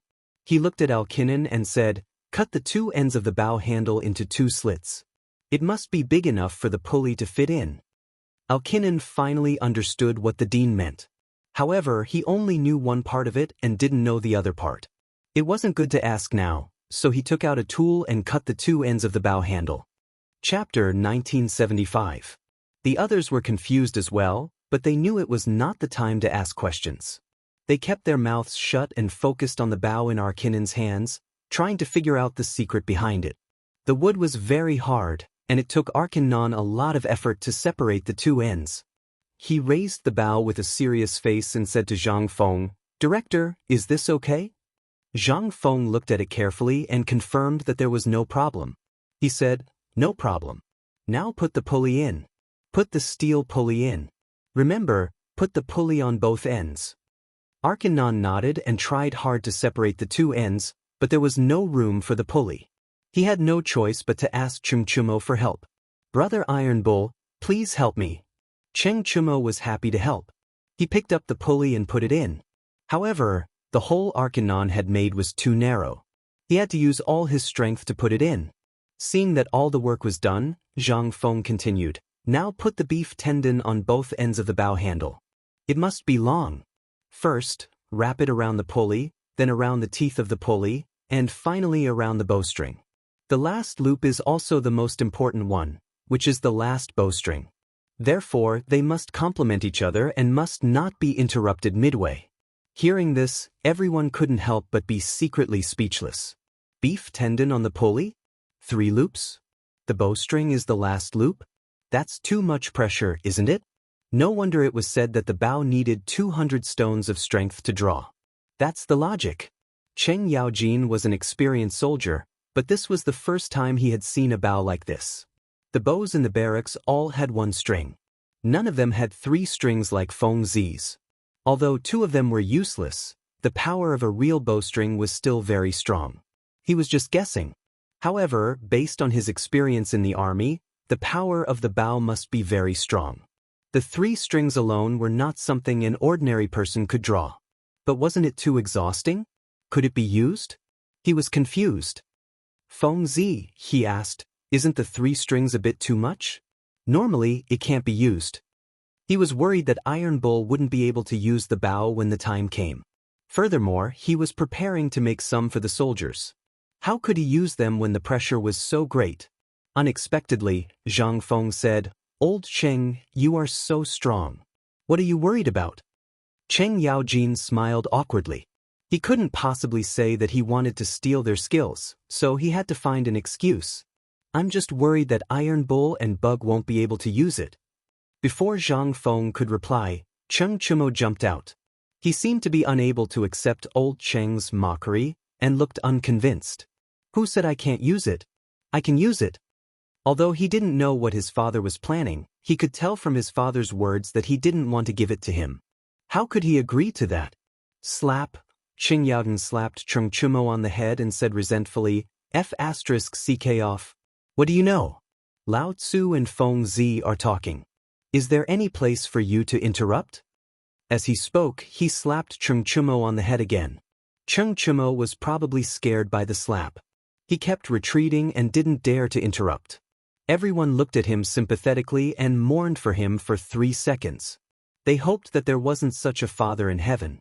After venting, Cheng Yaojin was in a good mood. He looked at Zhang Feng and continued the topic. "Feng Zi, what I meant was that this thing is good. I'm just worried that these puppies won't be able to use it." Zhang Feng didn't quite understand. He said with a smile, "Don't worry. Didn't I ask you to make one? 8-meter tall, 1. 5-meter tall, and 1. 3-meter tall bow handles? Naturally, they won't be able to draw this one. 8-meter tall bow, but there are still 1. 5-meter tall ones. 1. 5-meter tall ones?" Cheng Yaojin's neck tilted. A 1. 8-meter tall bow was too stressful. A 1. 5-meter tall one should be no problem. Moreover, the soldiers in the military camp should be able to use it. Thinking about it, he picked up the bow handle and gestured. "Feng Zi, this is 1. 5-meter tall, right?"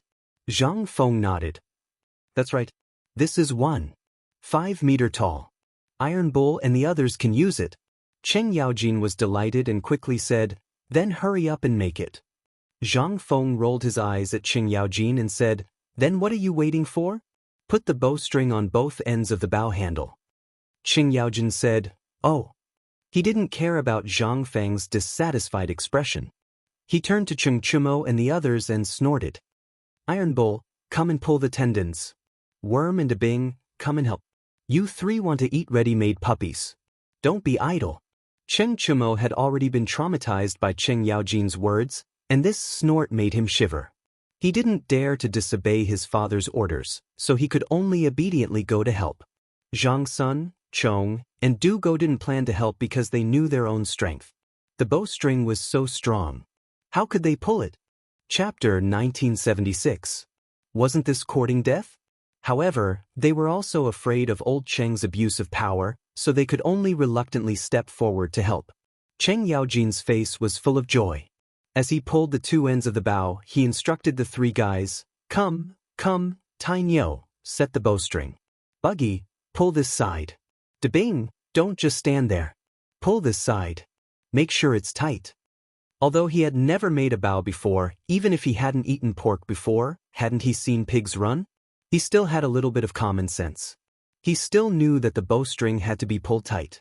Zhang Sunchong and Du Go didn't dare to disobey Cheng Yaojin's orders, so they could only use all their strength. However, this was a cow tendon, not a rubber band. How could it be pulled so easily? The 2 of them gritted their teeth. They wished they could use all their strength, but the cow tendon still didn't budge.